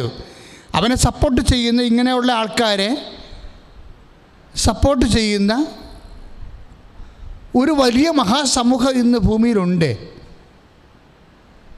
അതിൻ്റെ ഇടയ്ക്കാണ് ഇപ്പം നിൻ്റെ ഭർത്താവ് നിന്നോടൊരു താല്പര്യക്കോടെ കാണിക്കണമെന്ന് വിചാരിച്ചോ? വല്ല വായി നോക്കി പെണ്ണുങ്ങളെ അയാളെ തോണ്ടിക്കാണും, 2 കിളി വർത്താനം പറഞ്ഞു കാണും. പിന്നെ ചിലപ്പോൾ നിൻ്റെ പക്ഷവും നിൻ്റെ സംസാരം ചിരിയും ഒന്നും അയാൾക്ക് അത്ര മുമ്പത്തോടും അങ്ങോട്ട് ഏക്കണില്ല. ഇതാണ് ടെസ്റ്റ് പേപ്പർ. ഞാൻ പറഞ്ഞില്ല, അനൗൺസ്ഡ് എന്ന് പറഞ്ഞില്ലേ, പാഠ്യഭാഗത്തിൽ പഠിക്കാത്ത പുസ്തകം, പഠിക്കാത്ത ഭാഗത്തു നിന്നുള്ള ചോദ്യമാണിത്. ഇത് നീ പ്രതീക്ഷിച്ചില്ല. ഒരമ്മ എന്നോട് പറഞ്ഞ് ഞാൻ എപ്പോഴും ഓർക്കും, അച്ഛാ 16 വയസ്സ് വരെ എൻ്റെ മകന് ഒരു പ്രശ്നമില്ല. അപ്പോൾ ഞാൻ ദൈവത്തിൻ്റെ പൈതലിനെപ്പോലെ വളർത്തിയതാണ്. ഈ 16ാമത്തെ വയസ്സിൽ അവൻ കാണിക്കുന്ന കാട്ടം കണ്ടിട്ട് എനിക്ക് ആത്മഹത്യ ചെയ്യാൻ തോന്നണമെന്ന്. കാര്യം പെട്ടെന്ന് ആളങ്ങോട്ട് ചേഞ്ച് ചെയ്തു പോകും, സ്വഭാവത്തിലും പെരുമാറ്റത്തിലും എല്ലാം. അപ്പം ഞാൻ പറഞ്ഞ് തിരിച്ചു വരും ചേച്ചി, വിഷമിക്കണ്ട. ഞാൻ എന്തിനാ അങ്ങനെ പറഞ്ഞത്?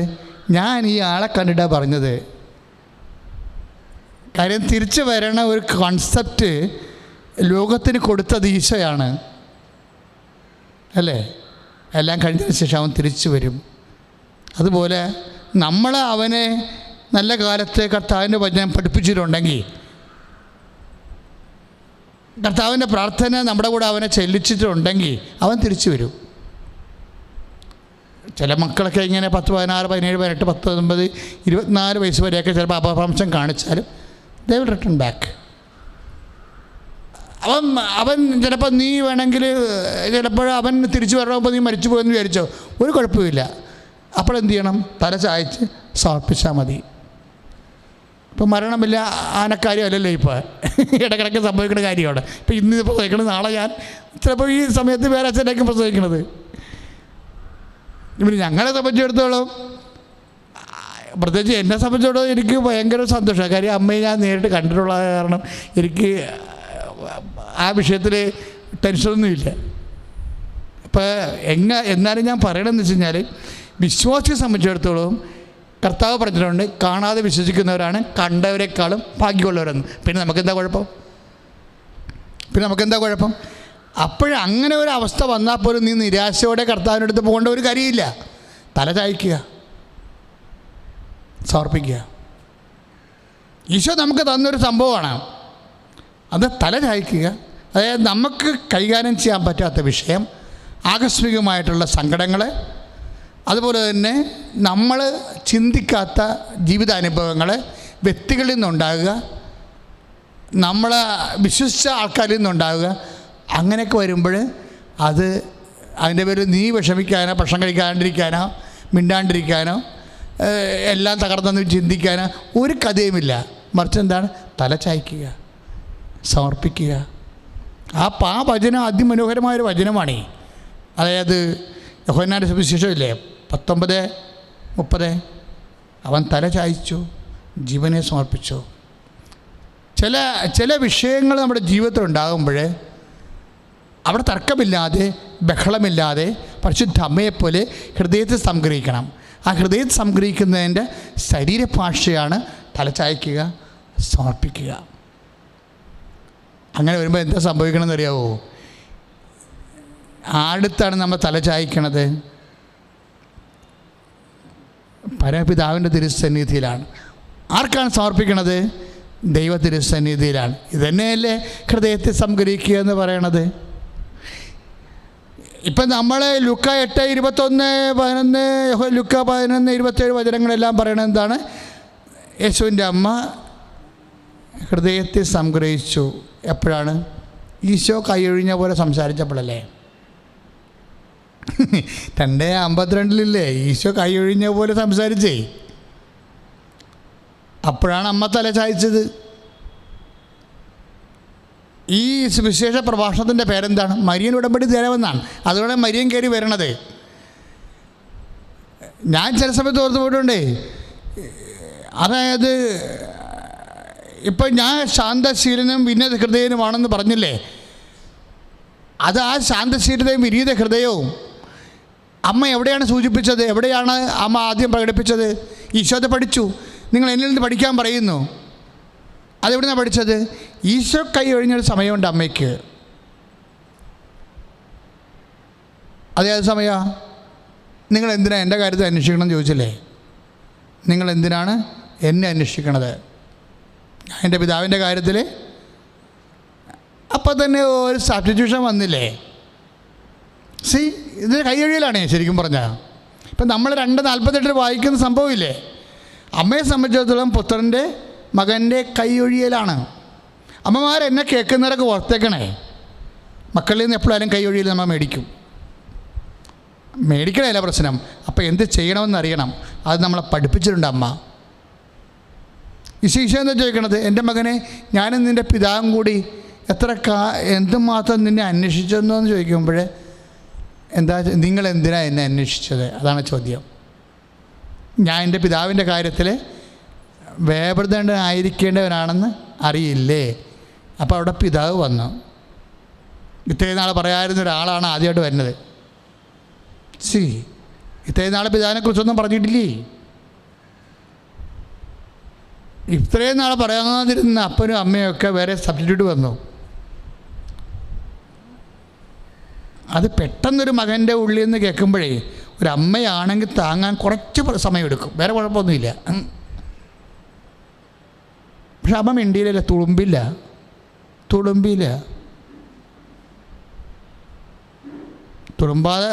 അമ്മ തുളുമ്പിയിലെന്ന് പറയാൻ അമ്മ ആ വിഷയത്തിൽ യേശുവുമായി തർക്കിക്കാൻ തയ്യാറല്ല. അമ്മ ആ വിഷയത്തിൽ യേശുവുമായി ബഹളം വെക്കാൻ തയ്യാറല്ല. അവൾ തർക്കിച്ചില്ല, ബഹളം വെച്ചില്ല എന്ന് പറയാൻ വേണ്ടി എന്താണ് വചനം പറഞ്ഞിരിക്കുന്നത്?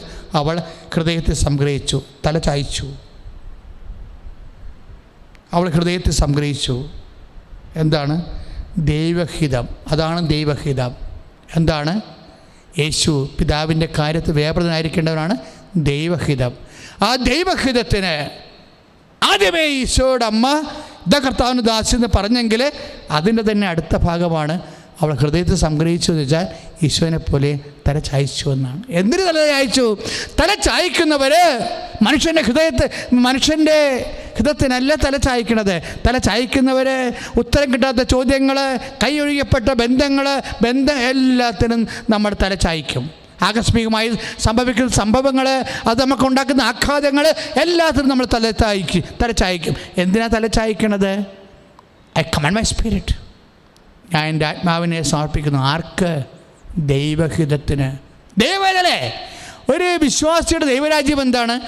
ഇതുപോലെ ദൈവഹിതത്തിന് സന്തോഷത്തോടെ സമർപ്പണം ചെയ്യുമ്പോൾ ഞാൻ എപ്പോഴും പറയുന്നൊരു കാര്യമേ, വിശ്വാസം, പ്രത്യാശ, സ്നേഹമെന്ന് പറഞ്ഞിട്ട് ഞാൻ പറയും, ഉടനെ പറയും സമർപ്പണം കൂടി ഉണ്ട് കേട്ടോ എന്ന് പറയും. കാര്യം പ്രാർത്ഥനയുടെ ഏറ്റവും മുന്തിയ രൂപമെന്ന് പറഞ്ഞാൽ എന്താണ്? സമർപ്പണമാണ്. പ്രാർത്ഥന ഏറ്റവും മുന്തിയ രൂപം എന്താണത്? വിശ്വാസം, പ്രത്യാശ, സ്നേഹമൊക്കെ പ്രാർത്ഥനയുടെ ജൈവരൂപങ്ങളാണ്, അതിൻ്റെ അകത്തെ ചേരുവകകളാണ്. പക്ഷേ ഏറ്റവും വലിയ ചേരുവക എന്താണ്? സമർപ്പണമാണ്. സമർപ്പണത്തിൽ നിന്നാണ് ഹൃദയത്തെ സംഗ്രഹവും, സമർപ്പണത്തിൽ നിന്നാണ് ഈശോനെ പോലെ മൗനവും, സമർപ്പണത്തിൽ നിന്നാണ് ബഹളം വെക്കാത്തതും, സമർപ്പണത്തിൽ നിന്നാണ് തർക്കിക്കാത്തതും. ഇങ്ങനെ കുറേ സാധനങ്ങൾ അതിനകത്തുണ്ട്. പക്ഷെ ഇതെല്ലാം വരണം എവിടെയാണ്? ആകസ്മികമായ ജീവിത അനുഭവങ്ങളുടെ ദൈവഹിതത്തിന് കീഴ്വഴങ്ങിക്കൊണ്ട് ദൈവത്തിൽ കാണിക്കുന്ന മാനസിക അവസ്ഥ. ശരിക്കും പറഞ്ഞാൽ അതാണ് ആദ്യത്തെ ക്രിസ്മസ്. ദൈവത്തിൽ എപ്പോഴും ദൈവത്തിൻ്റെ ഹിതത്തിന് ഏതെല്ലാം രീതി കീഴ്വഴങ്ങുന്നുവോ അവിടെയെല്ലാം ക്രിസ്മസ് സംഭവിക്കും. പുൽക്കുട്ടി നടക്കുന്ന ഏറ്റവും വലിയ ജനനമെന്ന് പറയുന്നത് യേശുവിൻ്റെ ജനനം മാത്രമല്ല, അമ്മ ഒരു സ്വർഗത്തിൻ്റെ കുഞ്ഞായി ജനിക്കുന്ന ഒരു സമയമാണത്. ഹൃദയത്തെ സംഭരിക്കുന്നതോടു കൂടി മറിയം ഒരു ഒരു വ്യക്തി എന്നതിനേക്കാളുപരി ഒരു സ്വർഗത്തിൻ്റെ വ്യക്തിയായി കുഞ്ഞായി ജനിക്കുന്ന ഒരു സമയം കൂടിയാണത്, ഹൃദയത്തെ സംഭരിക്കുന്നത്. നമ്മൾ അവസാനിപ്പിക്കണം. നിങ്ങൾ യൂട്യൂബിൻ്റെ ഭാഗങ്ങൾ ഒന്നുകൂടി കേൾക്കണം. കാര്യം ഞാൻ ഇതൊന്നും പഠിച്ച കാര്യങ്ങളല്ല. പഠിച്ച കുറേ വചനങ്ങൾ ഞാൻ അവർക്ക് എഴുതി കൊടുത്തിട്ടുണ്ട്. അതൊന്നും കർത്താവ് ശുശ്രൂഷയിൽ എടുത്തില്ല. ഇപ്പോഴേ ഒരു വചനമേ എടുത്തുള്ളൂ. ബാക്കിയെല്ലാം ഈശോ കൂട്ടിച്ചേർക്കപ്പെട്ട വചനങ്ങളാണ്. കൂട്ടിച്ചേർക്കപ്പെടുന്നത് എപ്പോഴും സുവിശേഷത്തിൻ്റെ ഒരു വലിയ ഒരു രീതിയാണ്. അവൻ കൂട്ടിച്ചേർത്ത് നൽകുമെന്നല്ലേ പറയണത്. നമുക്കൊരു വചനം തന്നിട്ട് അതിൻ്റെ കൂടെ കുറേ വചനങ്ങൾ കർത്താവ് ഇപ്പോൾ കൂട്ടിച്ചേർത്ത് തന്നിട്ടുണ്ട്. അതെല്ലാം കർത്താവ് നേരിട്ട് പറഞ്ഞിട്ടുള്ള കാര്യങ്ങളാണ്. ഞാനത് ചിന്തിച്ച് പറഞ്ഞ കാര്യങ്ങളല്ല. അതുകൊണ്ട് തന്നെ ഈ യൂട്യൂബ് നിങ്ങളൊന്നുകൂടി കേൾക്കണം. നിങ്ങളുടെ ജീവിതാനുഭവങ്ങളിലെല്ലാം ദൈവരാജ്യം അങ്ങ് ready to eat fast food പോലെ ഇരിക്കുക. ഇതിൽ മുഴുവനും ദൈവരാജ്യത്തിൻ്റെ ഫാസ്റ്റ് ഫുഡാണ്. കാരണം നിങ്ങൾ അനുഭവിച്ച വിഷയങ്ങളുടെ മേലെല്ലാം കർത്താവിന് നിലപാട് വ്യക്തമാക്കിക്കൊണ്ട് അതിലേക്ക് നിന്നെ സബ്മിറ്റ് ചെയ്യാൻ പറഞ്ഞിരിക്കുകയാണ്. അത് നിനക്ക് ക്രിസ്മസ് ഉണ്ടാക്കും. ദൈവം നിന്നെ അനുഗ്രഹിക്കട്ടെ.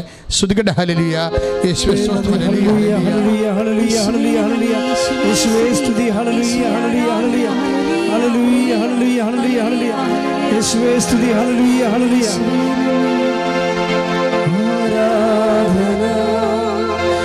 ആരാധന യേശുവേ ആരാധന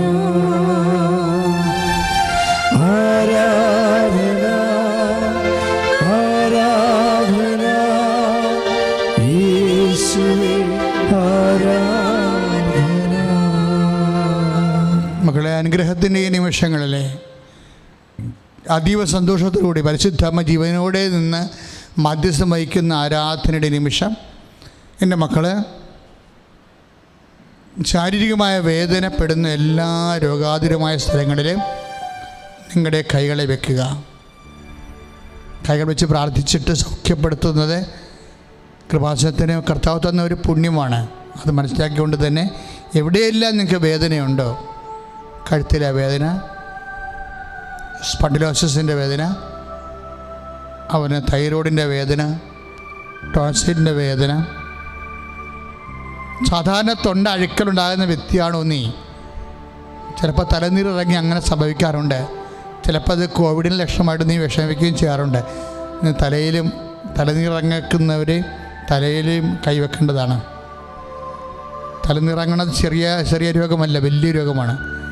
അത് വലിയ കാലേ വരെ അത് നീരിറങ്ങി വരും. അത് ശരീരം നടുവലിന് നീരിറങ്ങി വീഴും. അത് കഴുത്തിൽ നീരിറങ്ങി വീഴും. തലേന്ന് അത് തുടങ്ങണം. ശരിക്കും ആയുർവേദ പ്രകാരം തലേന്ന് തുടങ്ങണ നീരാണത്. അപ്പം അങ്ങനെ വ്യത്യസ്തങ്ങളെ കൈ പൊക്കാൻ പാരാത്തവരുണ്ടാകും.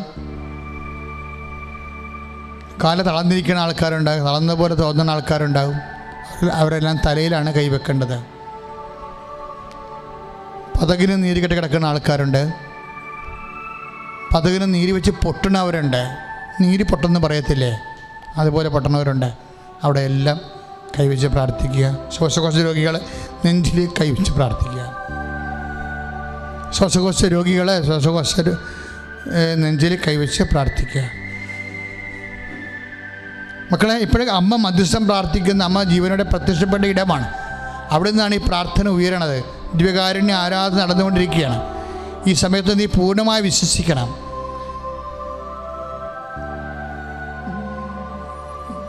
അടിവയറ്റിൽ വേദനയുള്ളവരുണ്ടാകാം, പരീക്ഷിച്ച് ക്രമം തെറ്റി വരുന്ന ആൾക്കാരും വരാത്ത ആൾക്കാരും, ഒത്തിരി കാലതാമസം വരുന്നവർ, വരുമ്പോൾ മരണവേദന അനുഭവിക്കുന്ന ആൾക്കാരും ഉണ്ടാകും.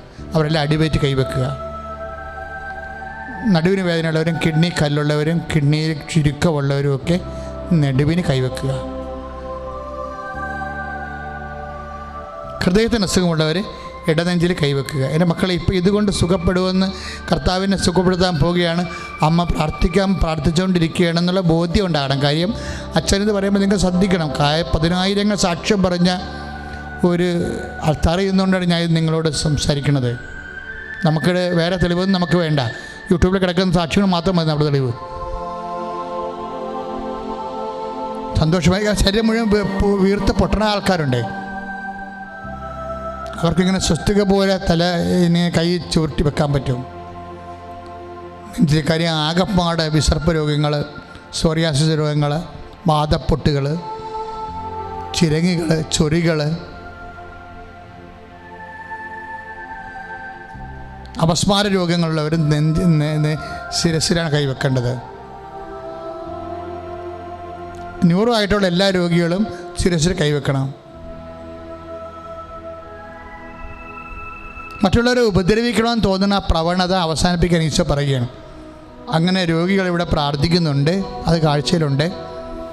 ആരെയും വൈരാഗ്യപ്പെടുത്തുക, അവരെ വേദനിപ്പിക്കുക, വിഷമിപ്പിക്കുക, പ്രതികാരം ചെയ്യുക, അങ്ങനെയുള്ള എല്ലാം അവസാനിപ്പിക്കണം. അങ്ങനെ ഉണ്ടെങ്കിൽ അത് അനീതി അവരുടെ കയ്യിൽ നിന്നാണ്, എതിർ പാർട്ടിയുടെ കയ്യിൽ നിന്നാണെങ്കിലും എൻ്റെ മക്കൾ ഈശോനെ പ്രതി ഇപ്പോൾ അത് ക്ഷമിക്കാൻ പറയണം. നിന്നെ സുഖപ്പെടുത്താൻ കർത്താവ് തീരുമാനിച്ചിട്ടുണ്ട്. അതുകൊണ്ടാണ് നിന്നോട് ഈ നോട്ടേഷൻ പറയണത്. ഇങ്ങനെ സംഭവിച്ചവരുണ്ടെന്ന് പറയണത്. ഉദരത്തിൽ നിന്ന് വെറുതെ വയറ്റിൽ നിന്ന് പോകുന്ന ആൾക്കാരുണ്ട്, പോകാത്തവരുണ്ട്. അവരുടെ അടിവയറ്റ് കൈവെക്കേണ്ടതാണ്. മൂത്രം ഒഴിക്കുമ്പോൾ വേദന, മൂത്രത്തിലെ പഴുപ്പ്, മൊത്തത്തിൽ ചോര, ബ്ലഡ് യൂറിയ ഒക്കെ ഉള്ള ആൾക്കാരെ അടിവയറ്റ് കൈവെക്കേണ്ടതാണ്. കർത്താവേ, എല്ലാ മക്കളും നിരന്നിരുന്ന് ലോകം മുഴുവനും അങ്ങയെ മാത്രം ആശ്രയിച്ചുകൊണ്ട് പ്രാർത്ഥിക്കണം.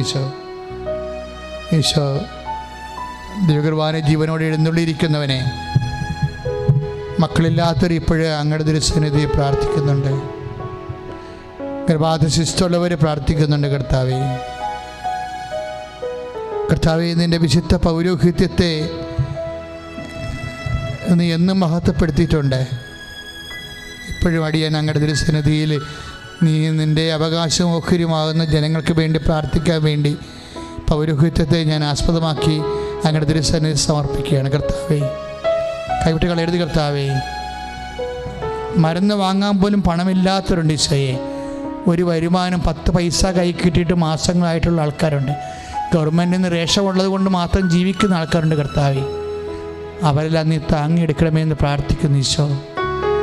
ഈശോ, ജീവിതമാർഗം മുട്ടിയവരുണ്ട്. ഈശോയെ, വരുമാന മാർഗമില്ലാത്തവരുണ്ട്. കർത്താവേ, അവരെല്ലാം നീ ഓർക്കണമേ. കർത്താവേ, വിവാഹം ഒത്തുവരാത്തവരുണ്ട്. ഈശോയെ, കുഞ്ഞുങ്ങളില്ലാത്തവരുണ്ട്. കർത്താവേ, ജീവിക്കാൻ മാർഗമില്ലാതെ പല സ്ഥലങ്ങളിൽ അകപ്പെട്ടു പോയവരുണ്ട്. കർത്താവേ, തിരിച്ചു പോരാൻ പോലും പണമില്ലാതെ അന്യരാജ്യങ്ങൾ അകപ്പെട്ടു പോയവർ ഉണ്ട്. കർത്താവേ, അവിടെ തന്നെ ജോലിയില്ലാതെ കർത്താവ് തെണ്ടിത്തിരിയുന്നവരും വിഷമിക്കുന്നവരും ഓരോരോ കൂട്ടുകാരുടെ മുറികളിൽ ഒളിച്ചിരിക്കുന്നവരുണ്ട്. കർത്താവേ, വിസ ഇല്ലാത്തതിൻ്റെ പേരിൽ പാത്തും പതുങ്ങിയും ജീവിക്കുന്നവരുണ്ട്. കർത്താവേ, എന്ത് ചെയ്യണമെന്നറിയാൻ പാടില്ലാതെ വേദനിക്കുന്നുണ്ട്. അമ്മേ, ഇപ്പോഴാ മക്കൾക്കെല്ലാം വേണ്ടി മധ്യസ്ഥം വഹിക്കണമേ. കർത്താവേ, പഠിക്കണ കാര്യത്തെ തകർച്ച ബാധിച്ചവർ, അഡ്മിഷൻ ഇല്ലാത്തവർ, അഡ്മിഷൻ ശ്രമിച്ചിട്ട് യോഗ്യതയില്ലാത്തതുകൊണ്ട് കിട്ടാത്തവരും തകർന്നു പോയവരും, ഇനി എന്ത് പഠിക്കണം, എങ്ങനെ പഠിക്കണം, എങ്ങനെ ജീവിക്കുമെന്ന് അറിയാൻ പാടില്ലാതെ വേദനിച്ച് പ്രാർത്ഥിക്കുന്ന അമ്മമാരും മക്കളുണ്ട് കർത്താവെ. അവരെല്ലാം ഏറ്റു പ്രാർത്ഥിക്കണം ഈശോയെ. ഈശോ നിരന്തരമായി മരുന്നിലിരിക്കുന്നവരെ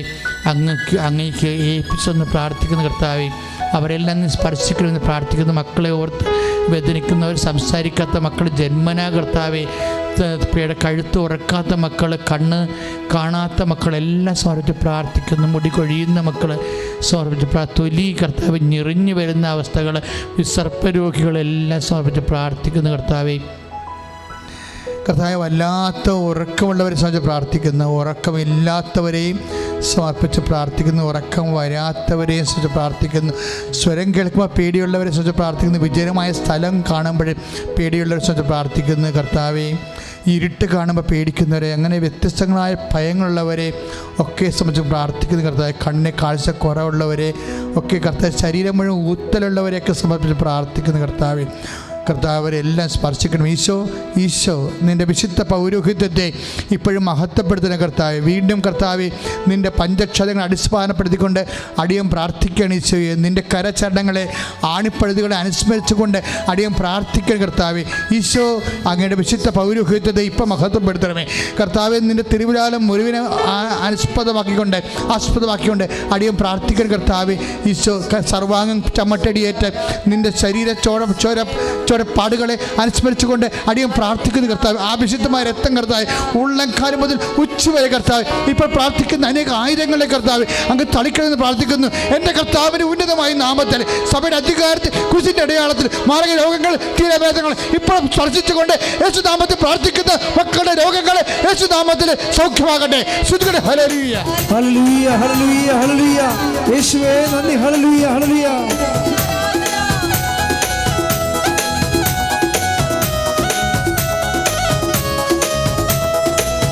അത്ഭുതങ്ങൾ തീർന്നിട്ടില്ല, അടയാളങ്ങൾ ചോർന്നിട്ടില്ല കാലത്തിൽ ഈ ലോകത്തിൽ.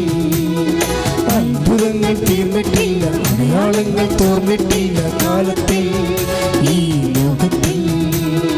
ദൈവശക്തി കുറഞ്ഞിട്ടില്ല, ദൈവത്തിൻ കൈ താന്നിട്ടില്ല ലോകത്തിൽ ഈ കാലത്തിൽ. ദൈവശക്തി കുറഞ്ഞിട്ടില്ല, ദൈവത്തിൻ കൈ താന്നിട്ടില്ല ലോകത്തിൽ ഈ കാലത്തിൽ. പെരുമഴ പോൽ പെയ്യുന്നു, അത്ഭുതവും വിടുതലും ഈ ജനതയിൽ. പെരുമഴ പോൽ പെയ്യുന്നു, അത്ഭുതവും വിടുതലും ഈ ജനതയിൽ. പരിശുദ്ധ പരമദിവ്യകാരുണ്യത്തിന് ആരാധനയും സ്തുതിയും ഉണ്ടായിരിക്കട്ടെ. പ്രിയമുള്ളവരെ, ഓട്ടിസം ബാധിച്ച കുഞ്ഞുങ്ങൾ, അതുപോലെ തന്നെ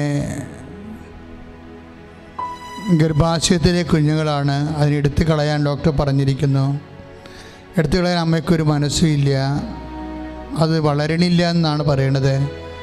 അവ ഗർഭാശയത്തിന് ഇങ്ങനെ കുറേ തകർച്ചകൾ, അങ്ങനെയുള്ള അടിമക്കൾ, വയറ്റിൽ കുഞ്ഞുങ്ങളെ ദൈവം തന്നിട്ടുള്ളവരെ ദൈവനാമത്തിൽ അടിവയറ്റ് കൈവച്ചുകൊണ്ട് പ്രാർത്ഥിക്കേണ്ടതാണ് ഈ സമയം.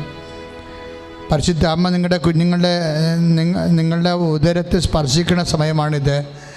ഈശോ നമ്മളെ അനുഗ്രഹിക്കുന്ന സമയം, അമ്മ മധ്യസ്ഥം വഹിക്കുന്ന സമയമാണ്. കർത്താവെ, മാനസിക രോഗമുള്ളവരെ ഞങ്ങൾ ഈ സമയത്ത് ഓർത്ത് പ്രാർത്ഥിക്കുന്നുണ്ട്. പക്ഷെ മാനസിക രോഗമുള്ളവരുടെ വീട്ടിൽ കഴിയുന്ന ആൾക്കാരെ അവർക്ക് സമാധാനമില്ല, രാത്രി ഉറക്കമില്ല. ഇവരുടെ അലർച്ചയും ബഹളവും ആവശ്യമുള്ള ഇല്ലാത്തതും ചോദിക്കുകയും പറയുകയും കർത്താവെ കൊന്നു കളയാനുള്ള ദേഷ്യം വരെ മനസ്സിൽ തോന്നണ കാരണം പ്രാർത്ഥിക്കാൻ പോലും തകർന്നു പോയ മനസ്സുകളാണ്. പ്രാർത്ഥിക്കാൻ പോലും പറ്റാത്ത മാനസികാവസ്ഥ കൊണ്ടവർ, ഇടിഞ്ഞു പൊളിഞ്ഞ കുടുംബങ്ങൾ, അവർ തകർത്ത് കഴിഞ്ഞ കുടുംബങ്ങൾ, മദ്യപാനികൾ തകർത്ത കുടുംബങ്ങൾ, തകർത്ത് കളഞ്ഞ സംസാരം കൊണ്ട് തകർത്ത് കളഞ്ഞ മനസ്സുകൾ.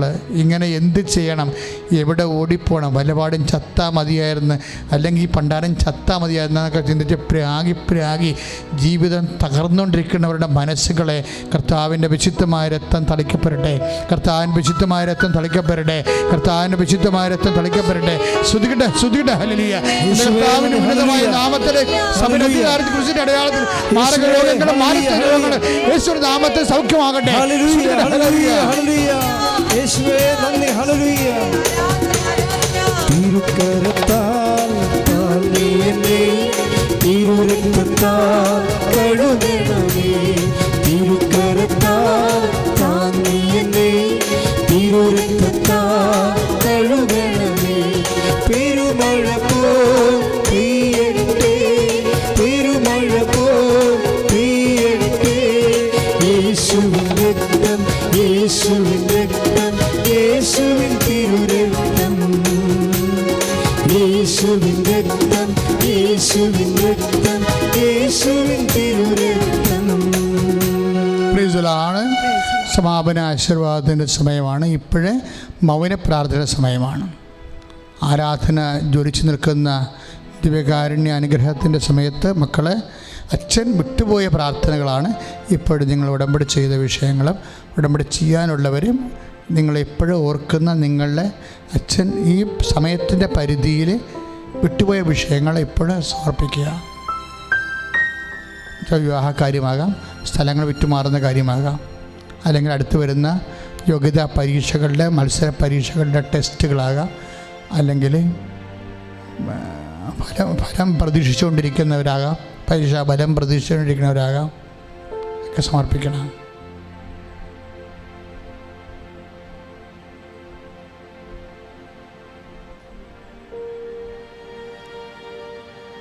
കൈ നെഞ്ചത്ത് വെച്ച് കണ്ണടച്ചാണ് പ്രാർത്ഥിക്കേണ്ടത്. ഈശോയ്ക്കും തോന്നണം നീ പ്രാർത്ഥിക്കുകയാണെന്നുള്ളത്.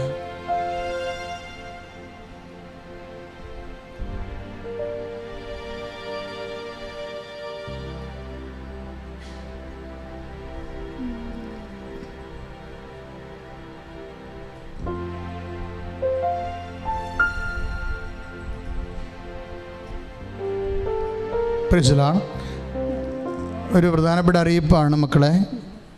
അത് ഒരു സന്തോഷ വാർത്തയാണ്.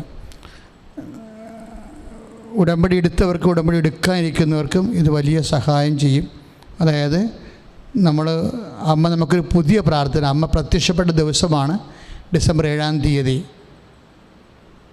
അതിന് അനുബന്ധമായാണ് ഈ പ്രാർത്ഥന വരുന്നത്.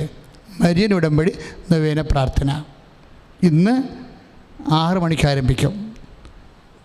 ഈ മാസം ഇന്ന് മുതൽ ഡിസംബർ 1 ഒരു 9 വരെ നൊവേനയാണ്, 9 ദിവസമാണ്. അപ്പോൾ ഇത് മുടങ്ങാതെ മക്കൾ കൂടണം. കർത്താവ് എന്തെല്ലാം ജീവിതത്തിൽ കാര്യം അമ്മയുടെ പ്രത്യക്ഷപ്പെടൽ സഭ ഏറ്റെടുക്കണമെങ്കിൽ പഠിക്കണമെങ്കിൽ അത്രയും വലിയ അടയാളം ഉണ്ടാകണം. അതുകൊണ്ട് അമ്മ അടയാളം ഉണ്ടാക്കും, ഒരു സംശയമില്ല. അതുകൊണ്ടാണ് ഇത്രയും നമുക്ക് അടയാളങ്ങളുള്ളത്.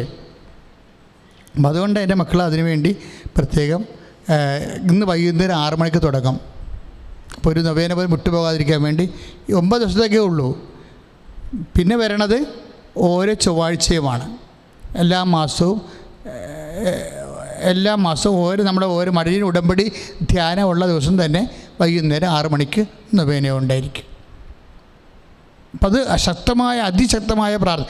ഇന്നുവരെ നമ്മൾ പ്രാർത്ഥിച്ചതിൽ ഏറ്റവും ശക്തമായ പ്രാർത്ഥനയാണ് ഇന്ന് മരിയൻ ഉടമ്പടി നൊവേനയായിട്ട് വരുന്നത്. അപ്പം നിങ്ങൾ 6 മണിക്ക് വീണ്ടും ഗൂഗിൾ മീറ്റ് കഴിഞ്ഞതിന് ശേഷം 4:30 ഗൂഗിൾ മീറ്റ് തുടങ്ങും.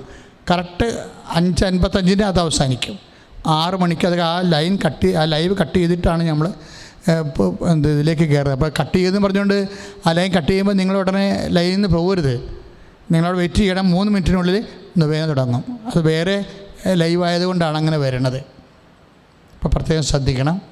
അപ്പോൾ സന്തോഷമായി ദൈവത്തോട് നന്ദി പറഞ്ഞുകൊണ്ട് ആശീർവാദം സ്വീകരിക്കാം. പിന്നെ ഡിസംബർ 7-ാം തീയതി 2:30 മണിക്ക് അമ്മ പ്രത്യക്ഷപ്പെട്ട അതേ സമയത്ത് ആൽത്താരയിൽ ദ്വീപലി ഉണ്ടായിരിക്കുന്നതാണ്. ആ ദ്വീപലി നിങ്ങൾ കാത്തിരുന്ന് കൂടണം. അമ്മയുടെ പ്രത്യക്ഷീകരണത്തിൻ്റെ എല്ലാ അനുഗ്രഹങ്ങളും നിങ്ങൾക്ക് അതിലൂടെ ദൈവം തരാനിടയാകാൻ വേണ്ടി ഞങ്ങൾ പ്രാർത്ഥിക്കും. പിന്നെ ഡിസംബർ 11-ാം തീയതി ആ അറിയിപ്പ് പിന്നീട് നമ്മൾ അറിയിക്കുന്നതാണ്. അതായത് മരിയൻ സഫാരീസ് സന്ദർശനം, അതായത് മാതാവിൻ്റെ സന്ദർശന വഴികളിലൂടെയുള്ള രക്ഷാകര തിരുവചന ധ്യാന യാത്രയാണത്. അത് ഡിസംബർ 11-ാം തീയതി മുതൽ തുടങ്ങും. ഇപ്പോൾ വീട്ടിലൊരു ദിവസക്രാരിയാണ്.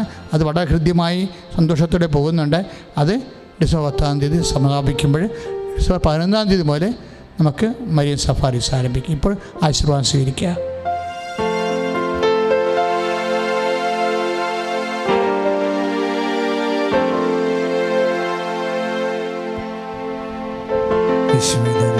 സ്തുതി, ഹല്ലേലൂയ, യേശുവേ ആരാധന, ആരാധന, ആരാധന, ആരാധന, ഹല്ലേലൂയ, ഹല്ലേലൂയ, ഹല്ലേലൂയ, ഹല്ലേലൂയ, യേശുവേ ആരാധന, ആരാധന, ആരാധന, യേശുവേ നന്ദി, ആരാധന. യേശുവേ